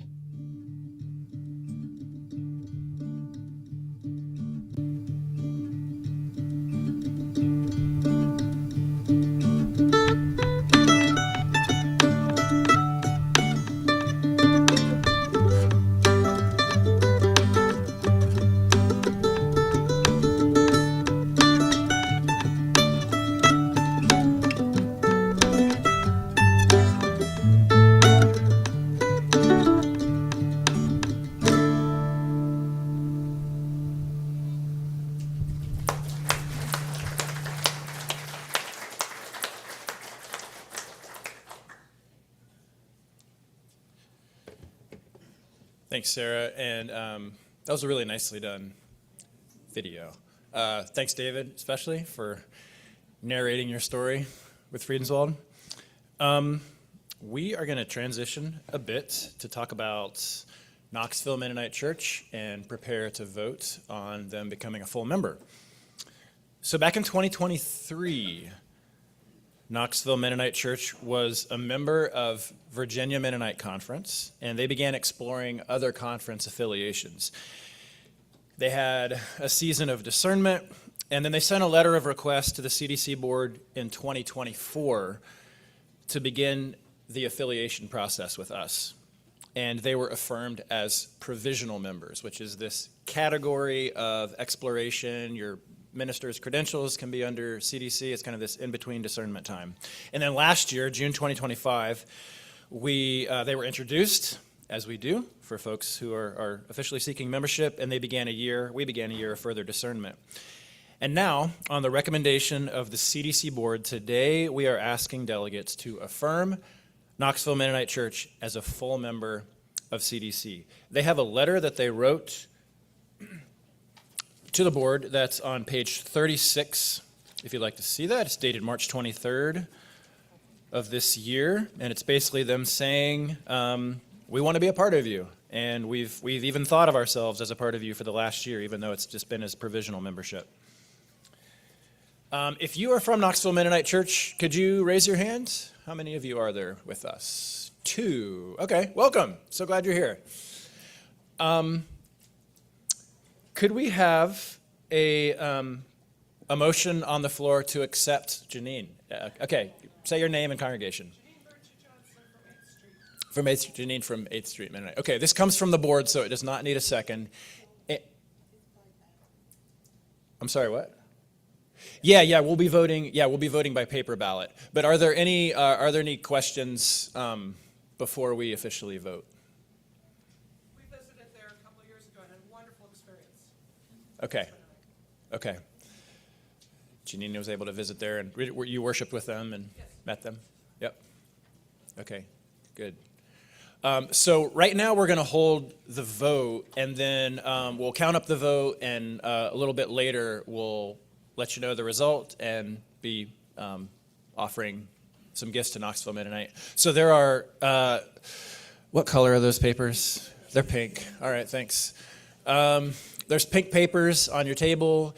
We gave 5 per table, and some of you may not have enough. So if you have, if there's somebody at your table who does not have one, we'll bring more around. Yep, only delegates are voting. Okay. Yeah, just raise your hand if you need some.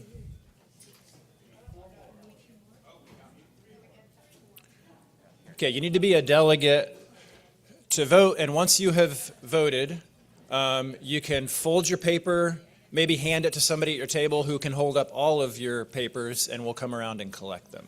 We are voting on whether to accept Knoxville Mennonite Church as a full member of the conference. Yeah, we'll pick them up now. If you're a board member, please just help us out and pick them up. Thank you.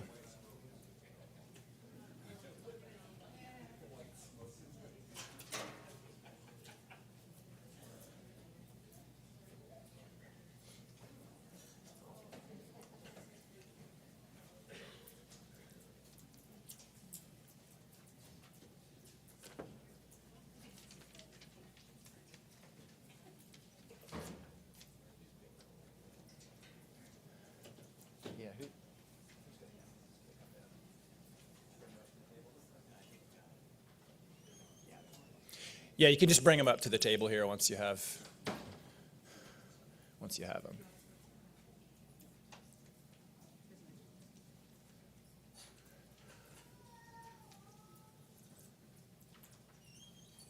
Okay. Looks like we have them.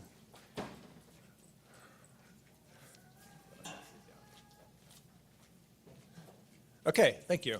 We are going to move now into, we have an hour allotted for this discussion of confession of faith.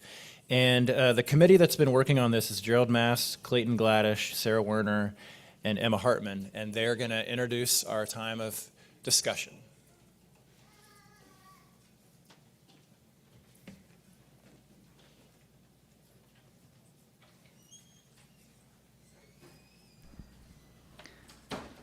Clayton and Gerald, you can go ahead and come up here if you're ready.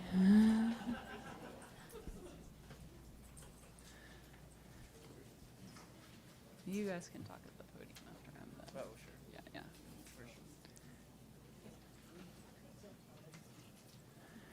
yeah. Good morning again. We are the members of the Confession of Faith Task Force. As Joel mentioned in his State of the Conference address, we were formed last November in response to questions from a congregation who's interested in joining us. And so at the mid-year gathering, some of you were there, we gathered on Zoom and we had a similar discussion about Article 19. I want to clarify at first that we're not intending to rewrite the Confession of Faith. We as a conference would like a more fuller statement on healthy relationships and human sexuality. This goes far beyond the inclusion of LGBTQ folks. It's how we relate to one another in covenant and relationship.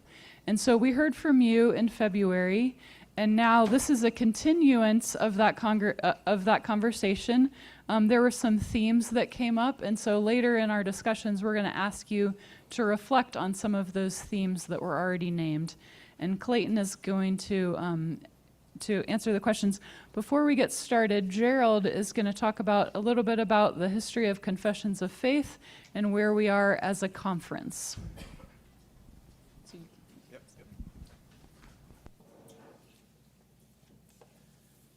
So for those of you who were at the mid-year gathering, this repeats some of that information that I presented during that online meeting about confessions of faith and sexuality discernment. There is some new material here, though, that as I reflected on it is relevant to our discussion today. In fact, the first slide here, Mennonites and Confessions of Faith, is that up? I can't see the screen really. It strikes me that it's important to recall the different views about confessions of faith between the General Conference Mennonite Church and the Old Mennonite Church. The General Conference Mennonite Church, which is really the historic background of the Central District Conference. That is the denomination that we were part of historically and at the time of the merger of those two denominations. The General Conference Mennonite Church was very anxious and reluctant about any official confession of faith. In fact, I believe that the 1995 Confession of Faith that was adopted by both the General Conference Mennonite Church and the Mennonite Church, and is the current confession, is the first officially adopted conference, or officially adopted confession of faith by the General Conference Mennonite Church. There were some efforts in the 20th century by the General Conference to produce official confessions. They did not pass. What they managed to do is to have a confession for the seminary, as I recall. Janine could tell you more about that. But in the Old Mennonite Church, on the other hand, there was a tradition of confessions of faith that were regarded not necessarily to represent the view of every single person, but as statements that a collective body was able to affirm for teaching, often for a specific purpose of responding to issues in the broader culture. There was a confession of faith in 1921, I think, at Garden City, that was a kind of Mennonite version of a statement of fundamentals in response to the modernist fundamentalist controversy. And then a 1963 confession that was adopted in the Old Mennonite Church in the sort of reflecting more the Anabaptist vision thinking from the 1940s and 50s. And just to emphasize this, I recall that at the St. Louis Assembly in 1999, when the two bodies, the General Conference Mennonite Church and the Old Mennonite Church, were together moving ahead with merger, during a time of some tension in that conference discussion, a delegate brought a surprise motion to reaffirm the 1995 Confession of Faith. That's sort of a way to say, but we all agree on this stuff, right? which from a parliamentary perspective was a very poor idea. Should not have been allowed to happen. But the General Conference delegates voted down that reaffirmation, and the Old Mennonite Church delegates reaffirmed, thereby producing a kind of crisis that had to be resolved before the merger could happen. That's a long story. But we come from, our part of Mennonite Church USA is a tradition of suspicion and anxiety about confessions. So that should just be said at the outset. Next slide, Dordrecht Confession of Faith is probably the most influential historical Mennonite confession. It's the confession of faith that is still used by the Amish to catechize their youth. It was the confession of faith that all those old Mennonite confessions of the 20th century referred back to as sort of succeeding that confession, but also following the footsteps of the Dordrecht Confession of Faith. I grew up in a conservative Mennonite church that regarded the Dordrecht Confession of Faith as our confession, although we also accepted a revised version of the Garden City 1921 statements. Reflecting a little bit on the Dordrecht Confession can also help us, I think, with understanding the role of confessions in the Mennonite Church. It was drafted in 1632 during a process of reuniting two factions of Flemish Mennonites who had been divided from the Frisian Mennonites, and they were working at merger talks, but they were trying to solve their own inner divisions.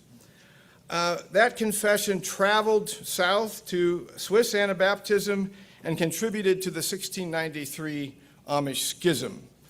So we can see there, confessions can bring groups together. They also can serve as sources of division, and that could be a whole lecture on the Amish Schism in the Dordrecht Confession. In 1702, it is interesting to me that Swiss Anabaptists published a revised edition of the Dordrecht Confession. They added an article on the Holy Spirit and updated a bunch of other articles. So this idea of updating confessions is part of Mennonite church history with confessions from the beginning. The Article 17 in the Dordrecht Confession is sort of the Article 19 of the Dordrecht Confession. Article 17 is about shunning. And shunning has always been a controversial issue in the Amish tradition, in the Mennonite tradition. So, for example, in my church, we did not agree with the article on shunning, and we just said we don't agree with that article. But the rest of the confession we think is pretty good. And I would say that that is a kind of standard way that Mennonites have often thought about confessions. We agree with most of it, but there's this problem here. We don't agree with it. I think ministers today who fill out forms for the denomination are asked articles that they agree with and articles they don't agree with. Is it some version of that I heard? That reflects our tradition quite well. The 1632 Dordrecht Confession of Faith, Article 12, on marriage, states to me in a very interesting way, it reflects the concerns of that time, which were not about the gender of people getting married. It was about how many people are getting married. This actually comes out of the memory of the Munster Anabaptist kingdom, where the Anabaptists there practiced and imposed polygamy. So they wanted to be clear that marriage is between two people, two free believing persons, and they wanted to be clear that it should happen within the context of the church. And this reflects this idea that the church is the prior community of faith or the family that one belongs to, more significantly even than who one is married to. And so it says that marriage is matrimony of two free believing persons.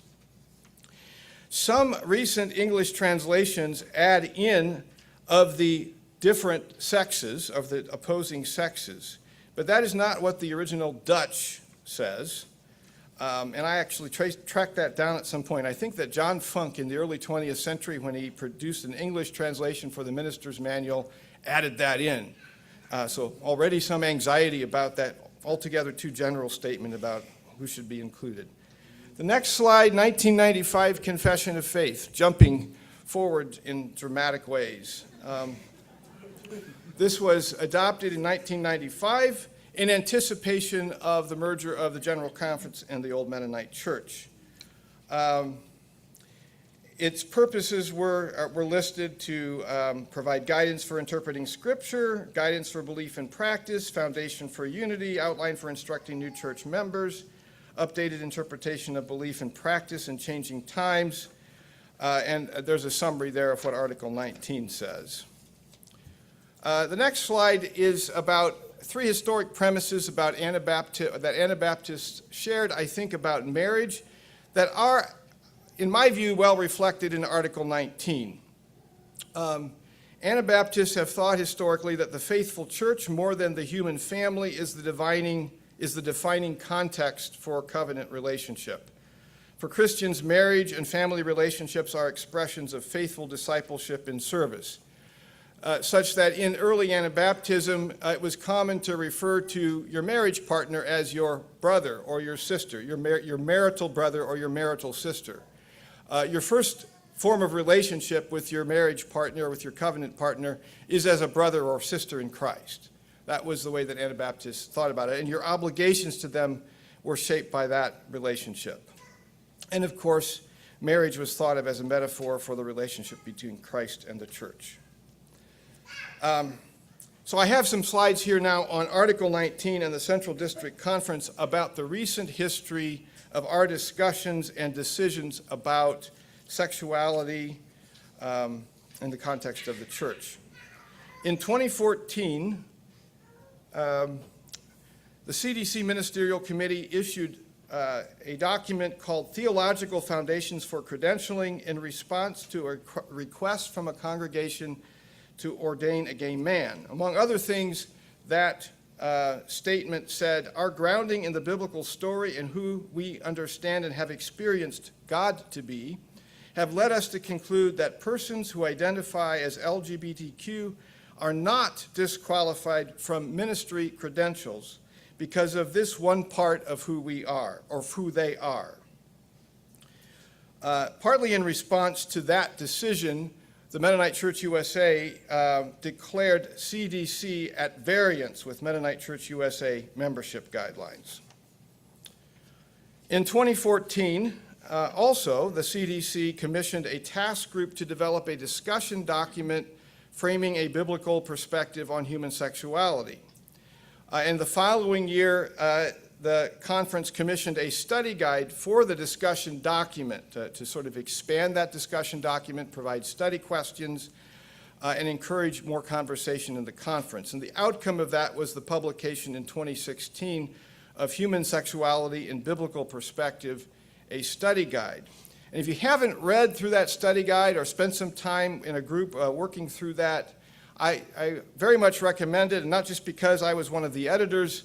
I think it represents very well the seriousness and the creativity and the challenging conversation that we have had in Central District. We have had a well-developed and very well-informed conversation in Central District Conference about this. This is our conversation today is a continuation of that.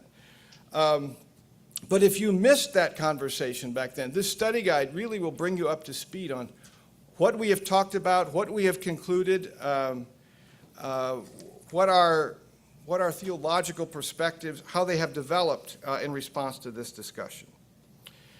In December of 2015, Bluffton University, an institution with close historic ties to Central District Conference, announced it was leaving the Council of Christian Colleges and Universities after adding sexual orientation to its anti-bias policy and officially welcoming gay and lesbian employees. And this was, I think, about the same time that Goshen College and Eastern Mennonite University also left the Council of Christian Colleges for that same reason. Next slide.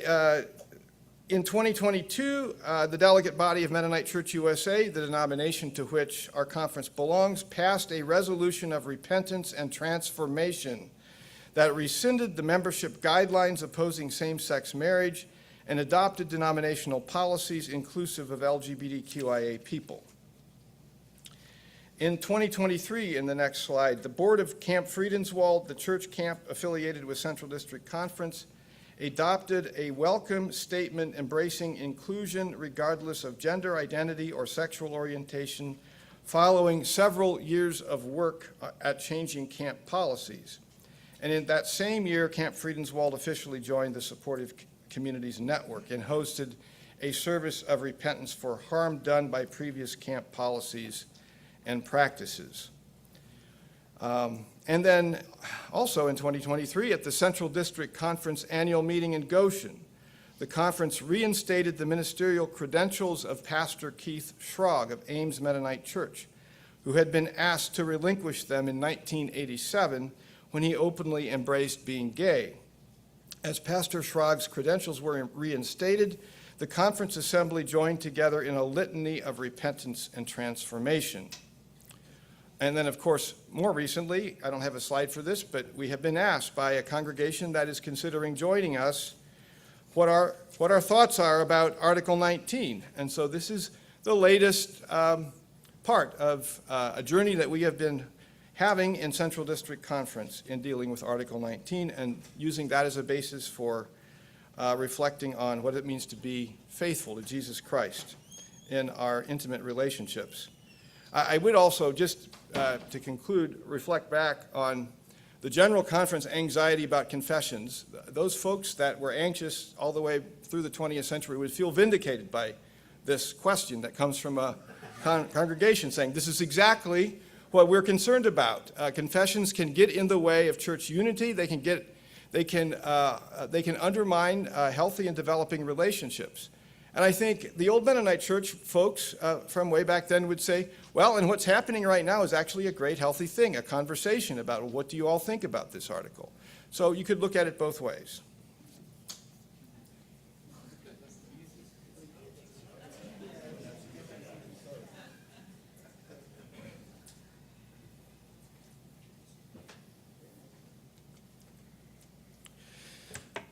Before I begin talking about our process we will discuss with, I want to do an acknowledgement, kind of like a land acknowledgement, but one that acknowledges our space and time.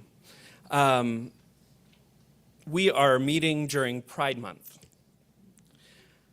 Pride originally began as a protest, and we joined that movement that was catalyzed by the work of trans folks who are probably some of the most at-risk folks in our country right now.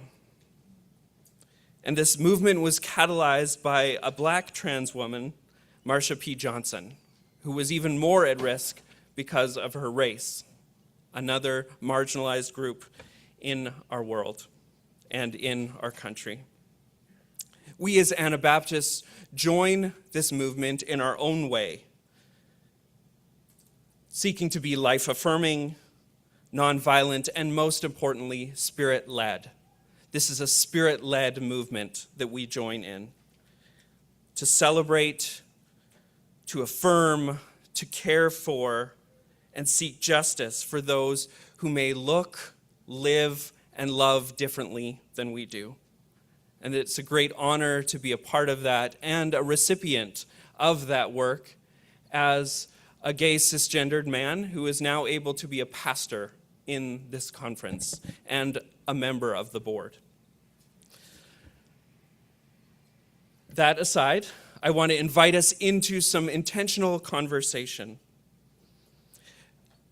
If you turn to page 38 in your book, you will find that there are 3 prompting questions.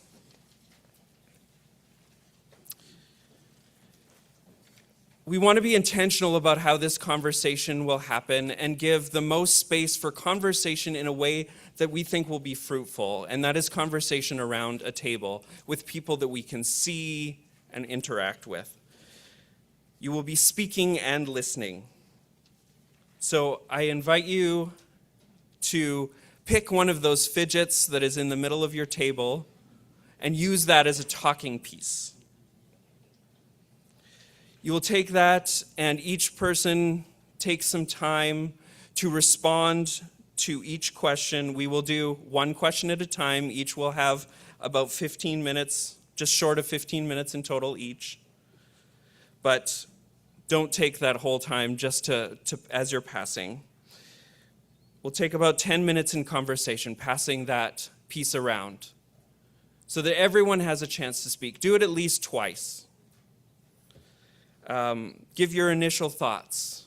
And then maybe if you feel after you've done it a couple times that you can just have some plain conversation, just chat around your table around that prompt, that would be great. I will alert you when you get to the about 8 or 9 minute mark.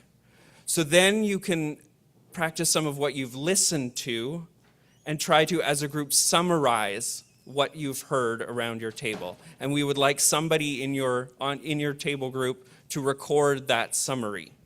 In our Mennonite fashion of wanting to be frugal and not wasteful of paper, you will find blank pages in your book. Page 90 is one of them, and the very back page is a blank white page. You can just write on those, and we would love for you to submit those to us as the task force.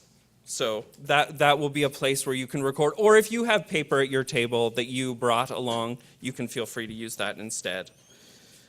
So again, you're going to discuss for about 10 minutes using a talking piece, and then spend about 5 minutes summarizing that for each question.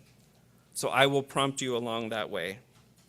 That makes sense to anyone? Any questions? There will not be an open mic time to share after this is all done. The task force will take in everything that we receive recorded, and you are always welcome to reach out to any of us by email after this if you would like to give more information, of course. And then we will share what we have received. We really just want to value this conversation at the tables. So you may begin with prompt number 1, passing that talking piece around, and then in about 8 or 9 minutes, I will let you know to start summarizing your response to number 1. Thank you.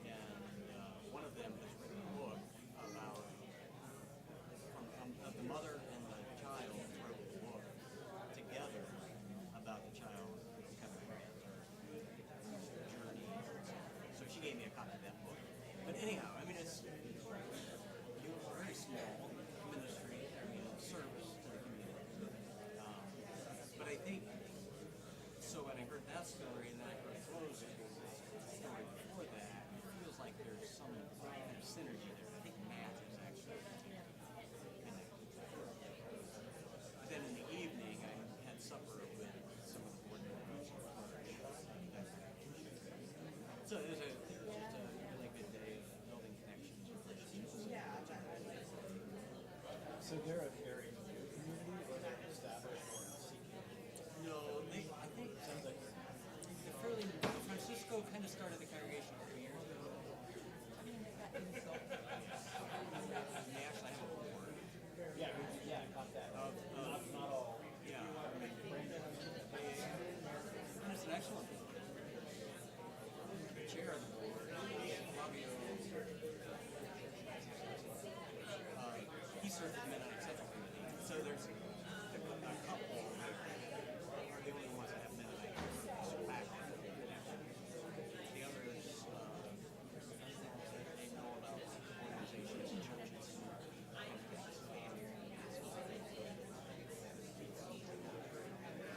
I think they're still trying to figure out what is their relationship to this close.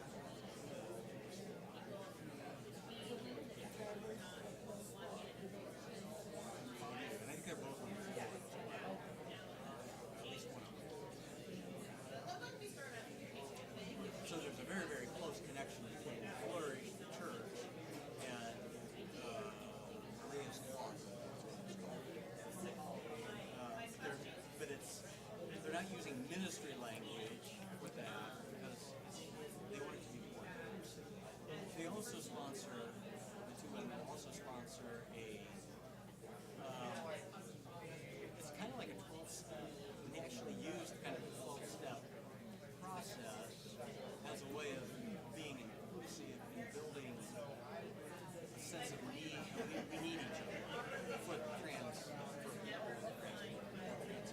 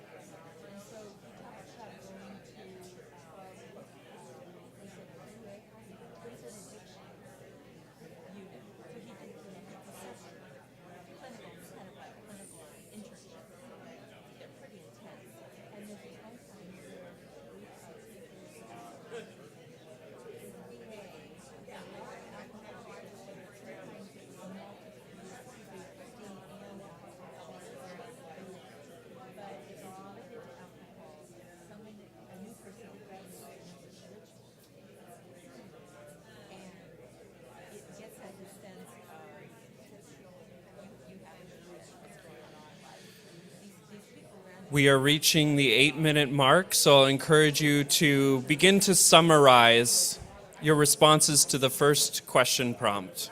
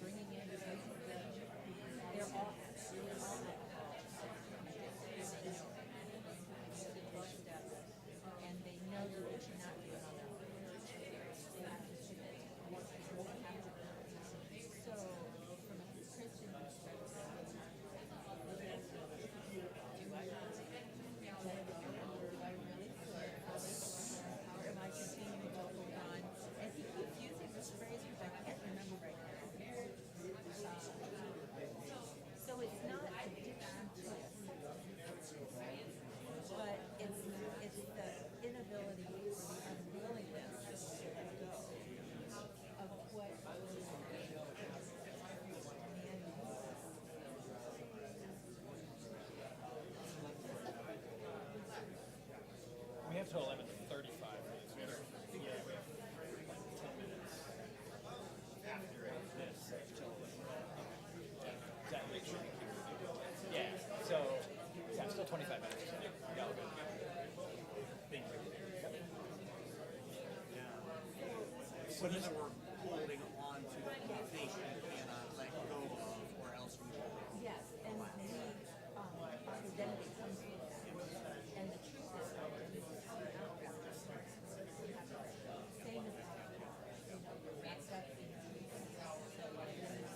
that's what you love about this. And for Mr. and Mrs. Wright, what you love the most perhaps is all my stuff. My like think about my need to achieve.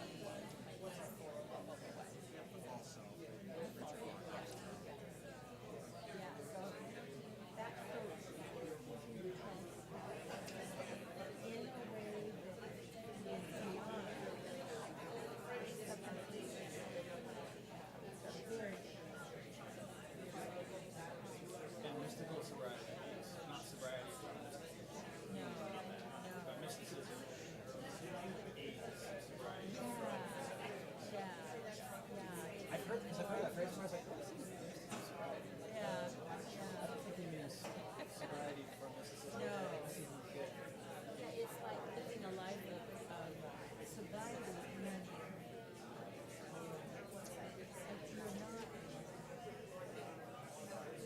in a sense, we're addicted to self. It's being able to let go. And yet there's the idea there. And oh my God, he taught. It goes on and on. It's like sentences really long. And I get what he's saying to try to repeat what he says. Have you been in the room? Not in person, but online.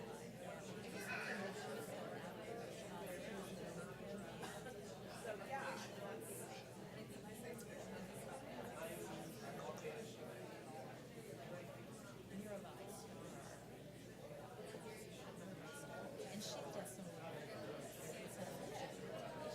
so that was my first in our congregation, Evan Miller took the living wisdom course and went down in person. This was before they did so much online. Went in person to James 1 of and he really named him as a mentor. Very interesting because his training was just full of so his father was an alcoholic, so he knows what addiction does. So he himself, I'm not addicted to substance, but I'll encourage you now to finish up summarizing number 1 and move on to number 2. I recognize time is short, but you can do it. I have faith in you. And if you could also write your table number on your paper in case we need to do any follow-up later on, just with further questions of clarification on any of the responses. Thank you.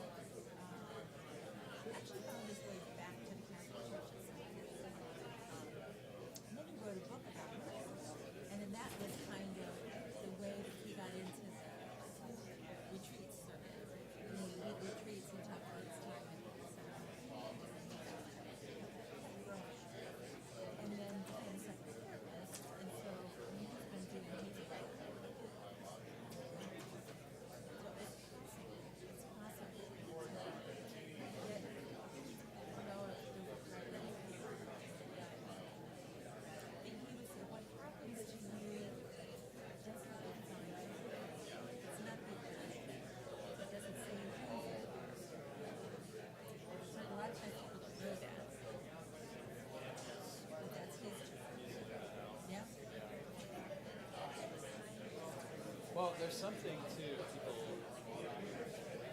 most powerful, people who can speak most powerfully.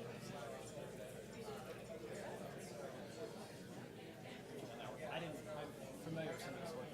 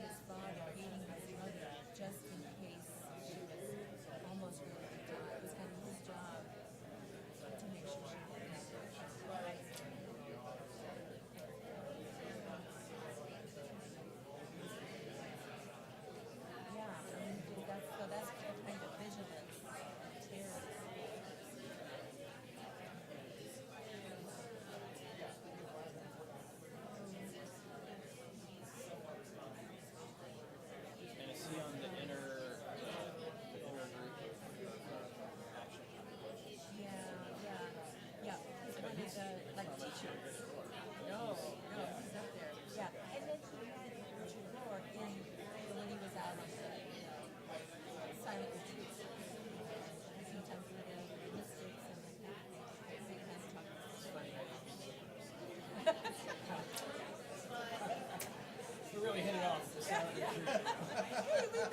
been at that Simon. Yeah. They didn't do a talk about it. We were quiet with each other for all the whole week.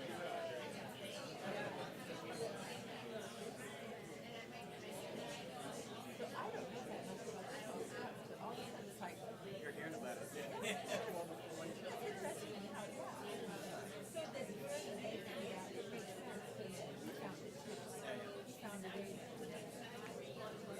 And I have a copy of it in my car. They use the outline that they use in their conversations together.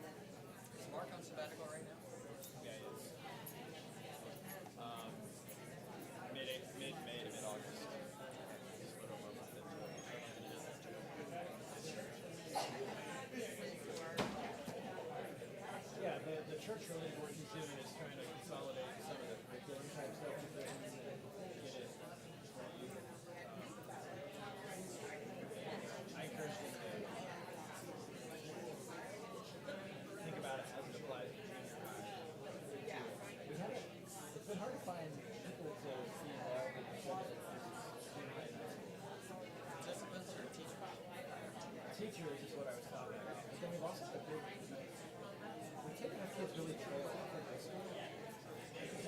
Normal, or is that something personally that experiences? But that's my sense. I mean, I know life, you know, I know maybe some kids work or there's more sports and stuff. It's been pretty. We had 7 kids graduate from high school, and we had high school Sunday school classes. Sometimes and so do you do any kind of other gatherings? We have once a month. Which is more social. A little better. We've combined junior and high school. Just to simplify.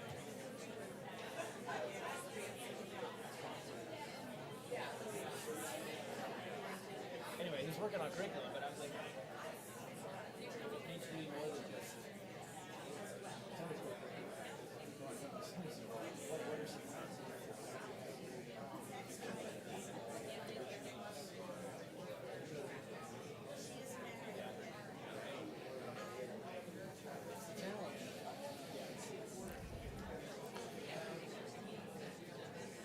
I'll invite you as you are ready to move into the summarizing portion for your responses to number 2. Thank you.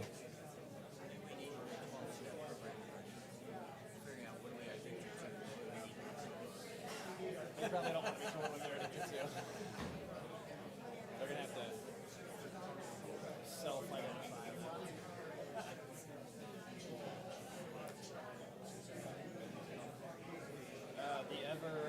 The constant struggle of screen time. Ever present. So many activities and programs.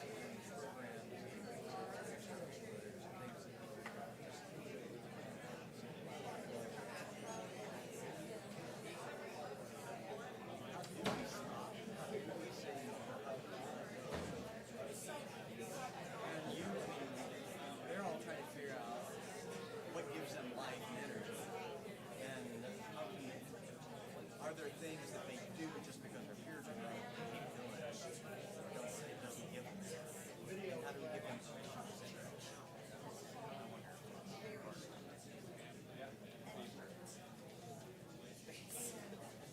I think the other direction too, though, is when you default into virtual things, it's easier to just not be a part of it.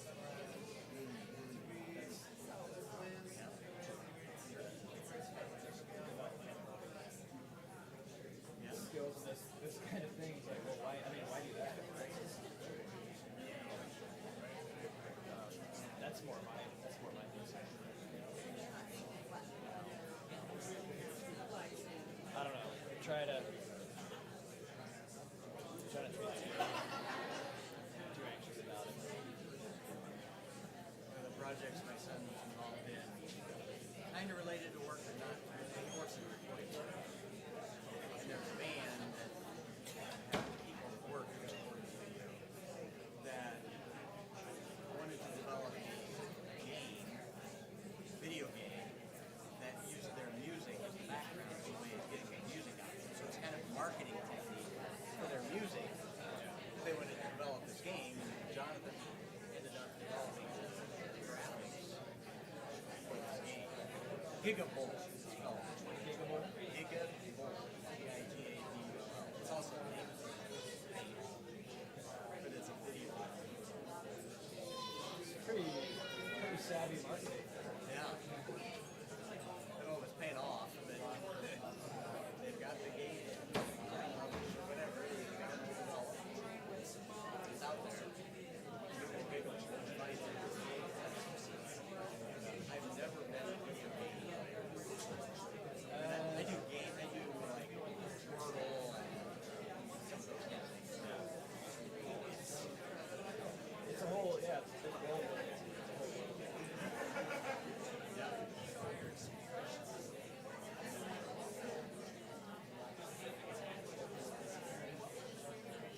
Let me see if there's anything else.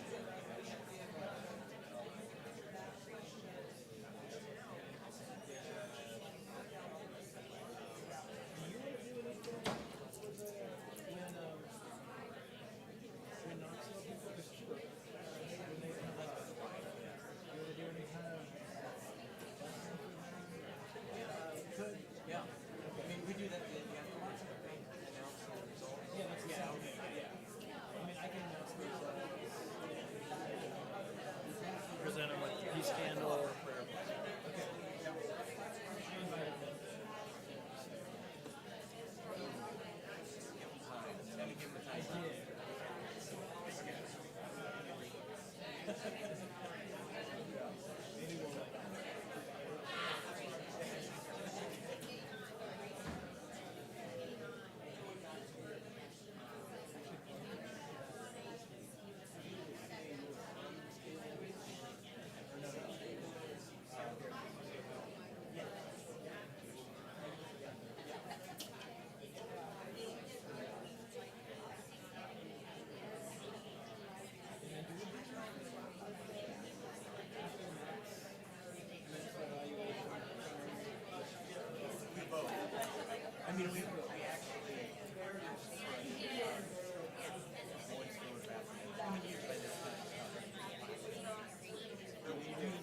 The conversation sounds great, but I need to encourage you to move on to number 3. Thank you.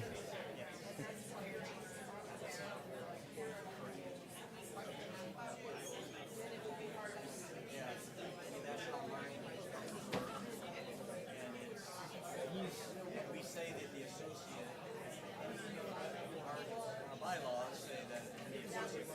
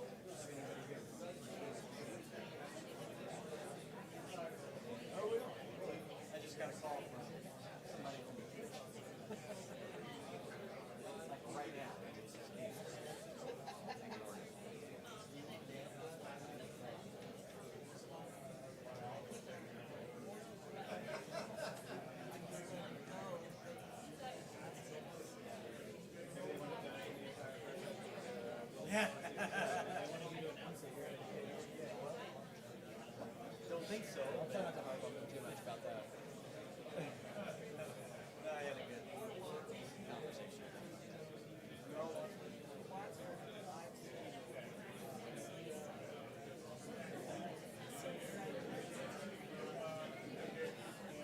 So I see, so 89 votes, so is that about?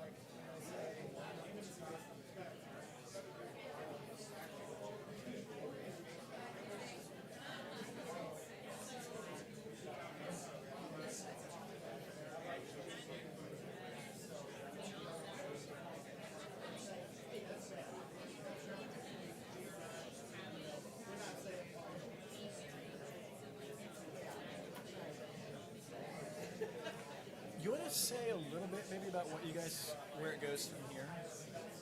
Or maybe I would know love where it to, goes but from I here. don't know. Okay. We're That gonna. may be worth saying. Yeah, sure. Yeah. That Yeah. you guys are still figuring out where to go from here.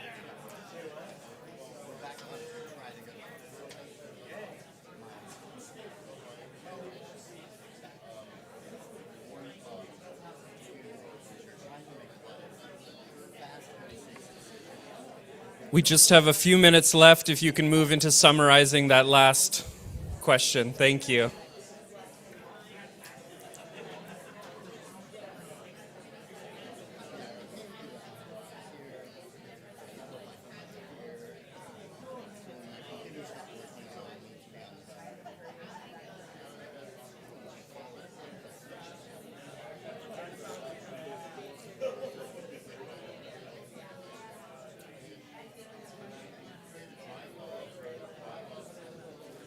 What's next?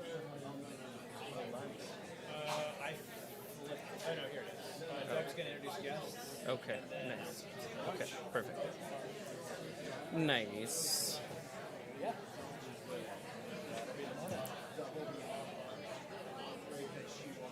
You guys have pretty good representation from Silverwood?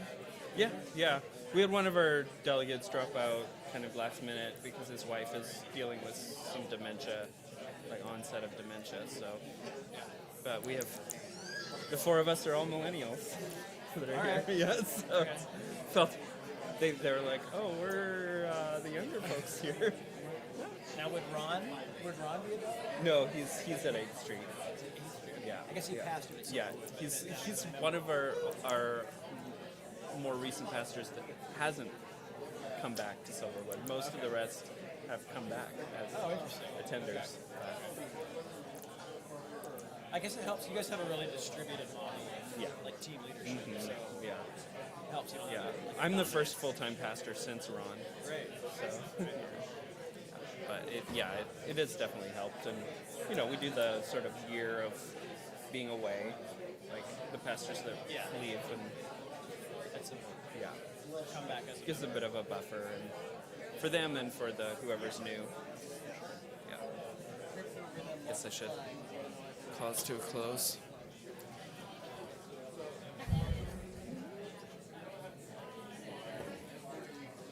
Thank you all for your discussion. I know it's been quick. If you are the person writing down the summary, you can continue to do that as I'm speaking. We really appreciate your conversation. I did have someone ask, where are we going from here? And I will boldly say, we don't know. We are taking this one step at a time and trying to be very intentional about the way we are listening and responding to what we are hearing. So we don't have a set in stone way that we are going to continue from here.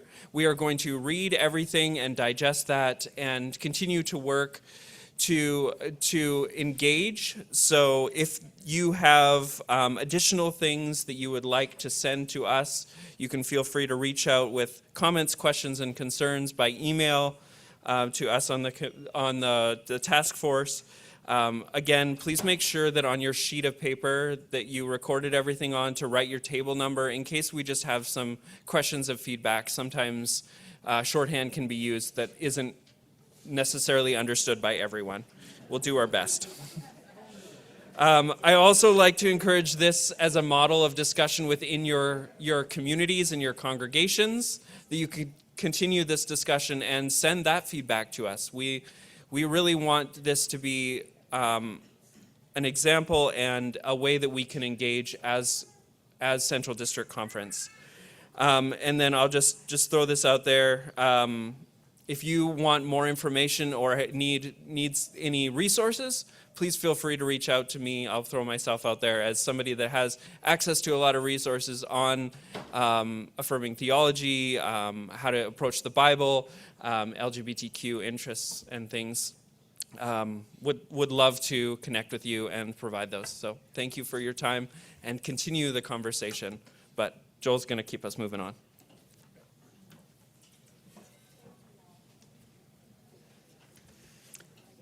Thank you, Task Group, for your excellent work and guiding us in these conversations.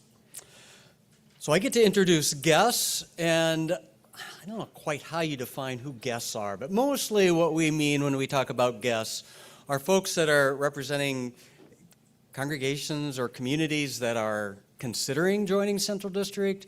We also consider guests folks who are representing tables, institutions, organizations that are here. So if you think you're a guest and I don't name you, raise your hand and introduce yourself. Otherwise, when I name your organization and your name, invite you to either stand or raise your hand high. And so we'll begin with Anabaptist Climate Collaborative, Doug Kaufman. Over here. All right. Good to have you here. Anabaptist Disabilities Network is represented by Sarah Werner. Not really a guest, but a guest representing that organization. Anabaptist Mennonite Biblical Seminary, Janine Birchie Johnson. Camp Friedenswald, Sarah Werner. Sarah, are you representing anybody else? Okay. All right. Everence, Franco Salvatore. Okay. And again, thank you, Everence, for sponsoring the Pastor Appreciation Banquet last evening. Appreciate your support. Mennonite Central Committee, Carolyn Strong and Aaron Oda. I know they're in and out. I don't know if they're... Carolyn. All right, great. Thank you. Welcome. Mennonite Mission Network, Casey Detweiler and Chris Scott. Casey and Chris is back over there. Great.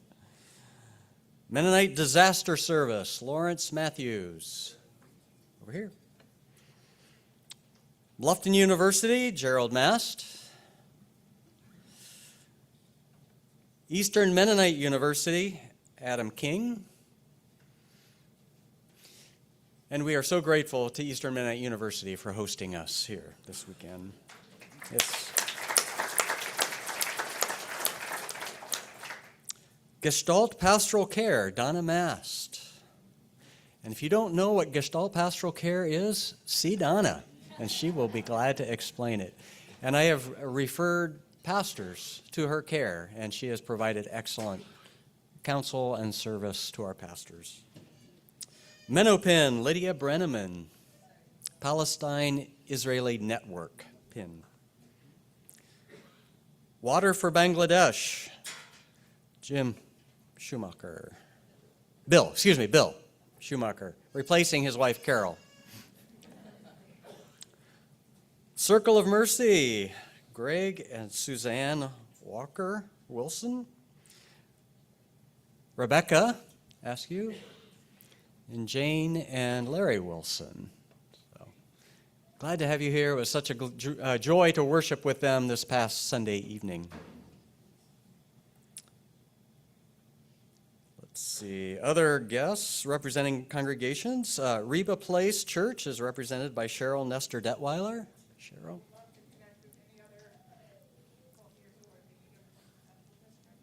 Okay, so Ambler Mennonite Church, Nick Martin, Emily Harnish, and Peridian Tumanen.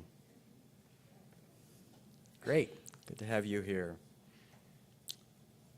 We also have Salford Mennonite Church, Andrew Zetz, Pastor Andrew, welcome. And some provisional member congregations that are represented, the Intention Church, Trey Ferguson. Welcome, Trey. Peace Mennonite and Archbold David Elkins was here at this table. I saw him. New Life Fellowship, Noah Rains. Okay, Noah, good to have you. Flourish, a new church in Hendersonville, North Carolina, represented by Francisco Gonzalez. Welcome, Francisco. And I spent wonderful time with some representatives from their congregation this past Monday.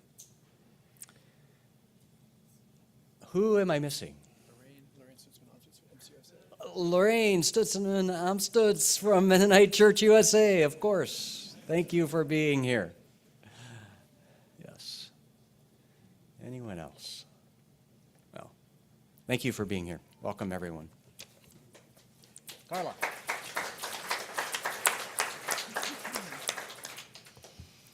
Continuing with some announcements.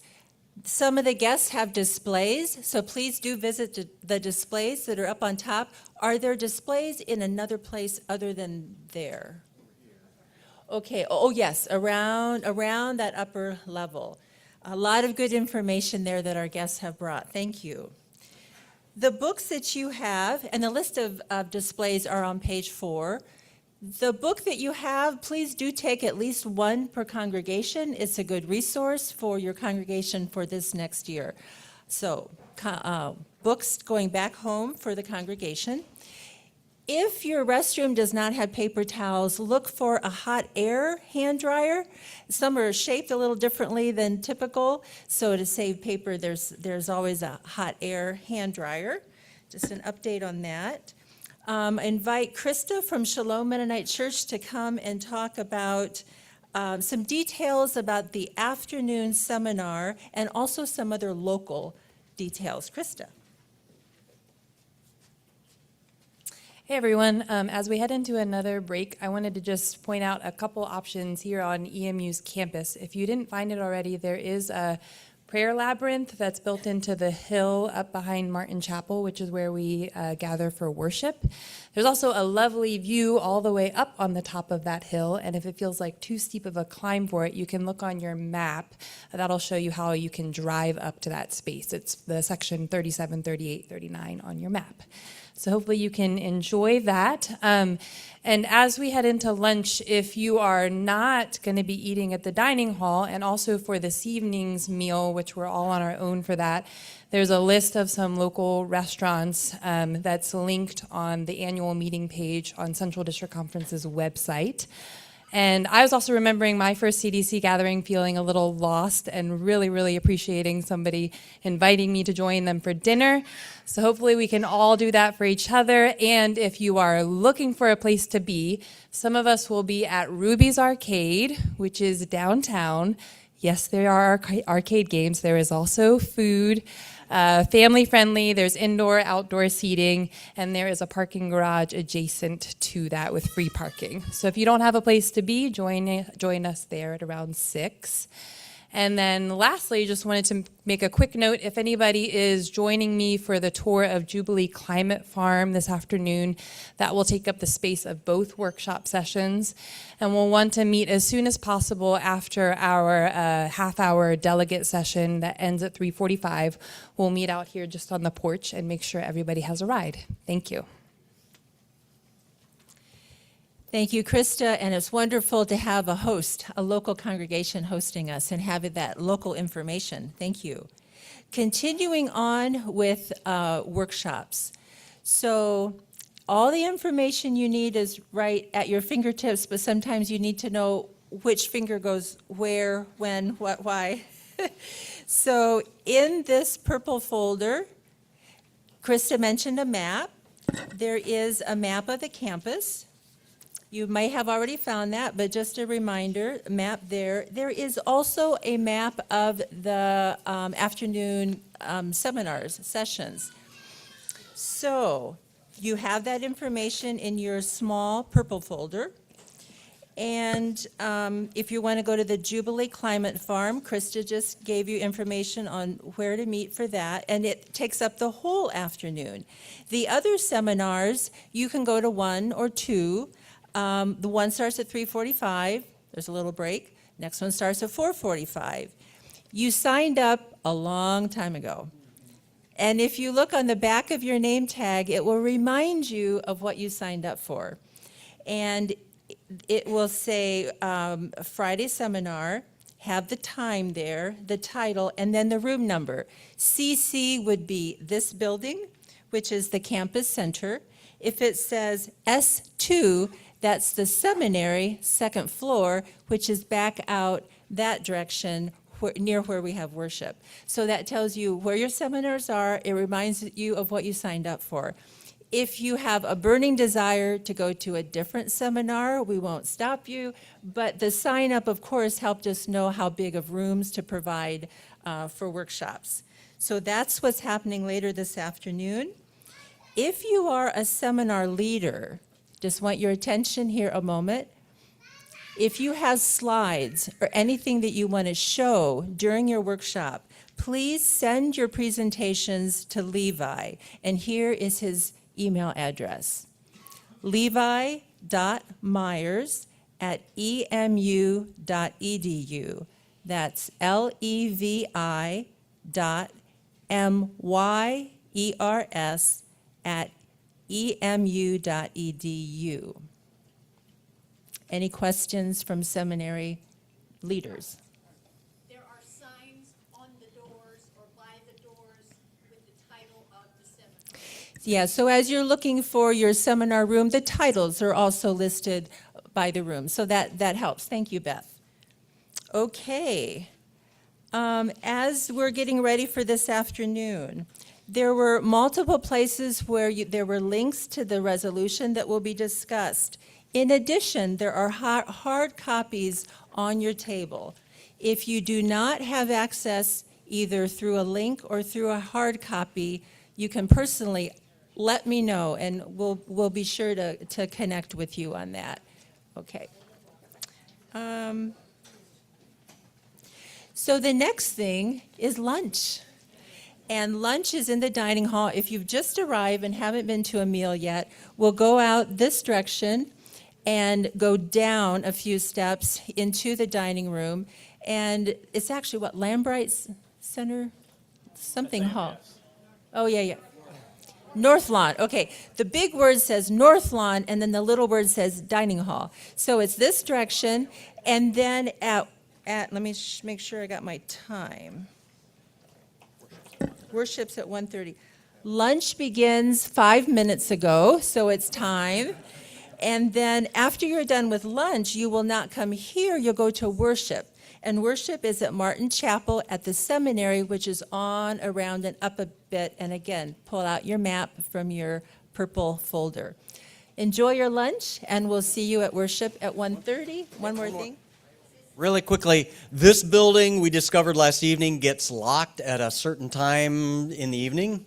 So if you want anything from this space, I would say before you go to supper tonight, to dinner tonight, make sure you take it with you. Let me know when you want the building to be locked. I can set it so it stays unlocked until you would like it locked. Oh, I think it's 8 o'clock. 8 o'clock.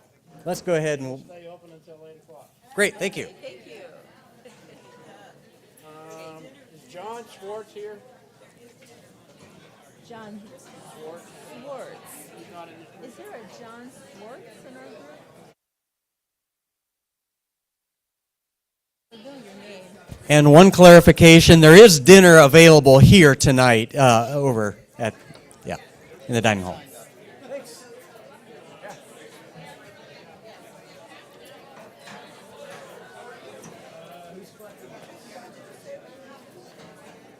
We didn't, no, but thanks for bringing it. If you are the person at your table that has the notes from the Article 19 discussion, please bring them forward. Thanks.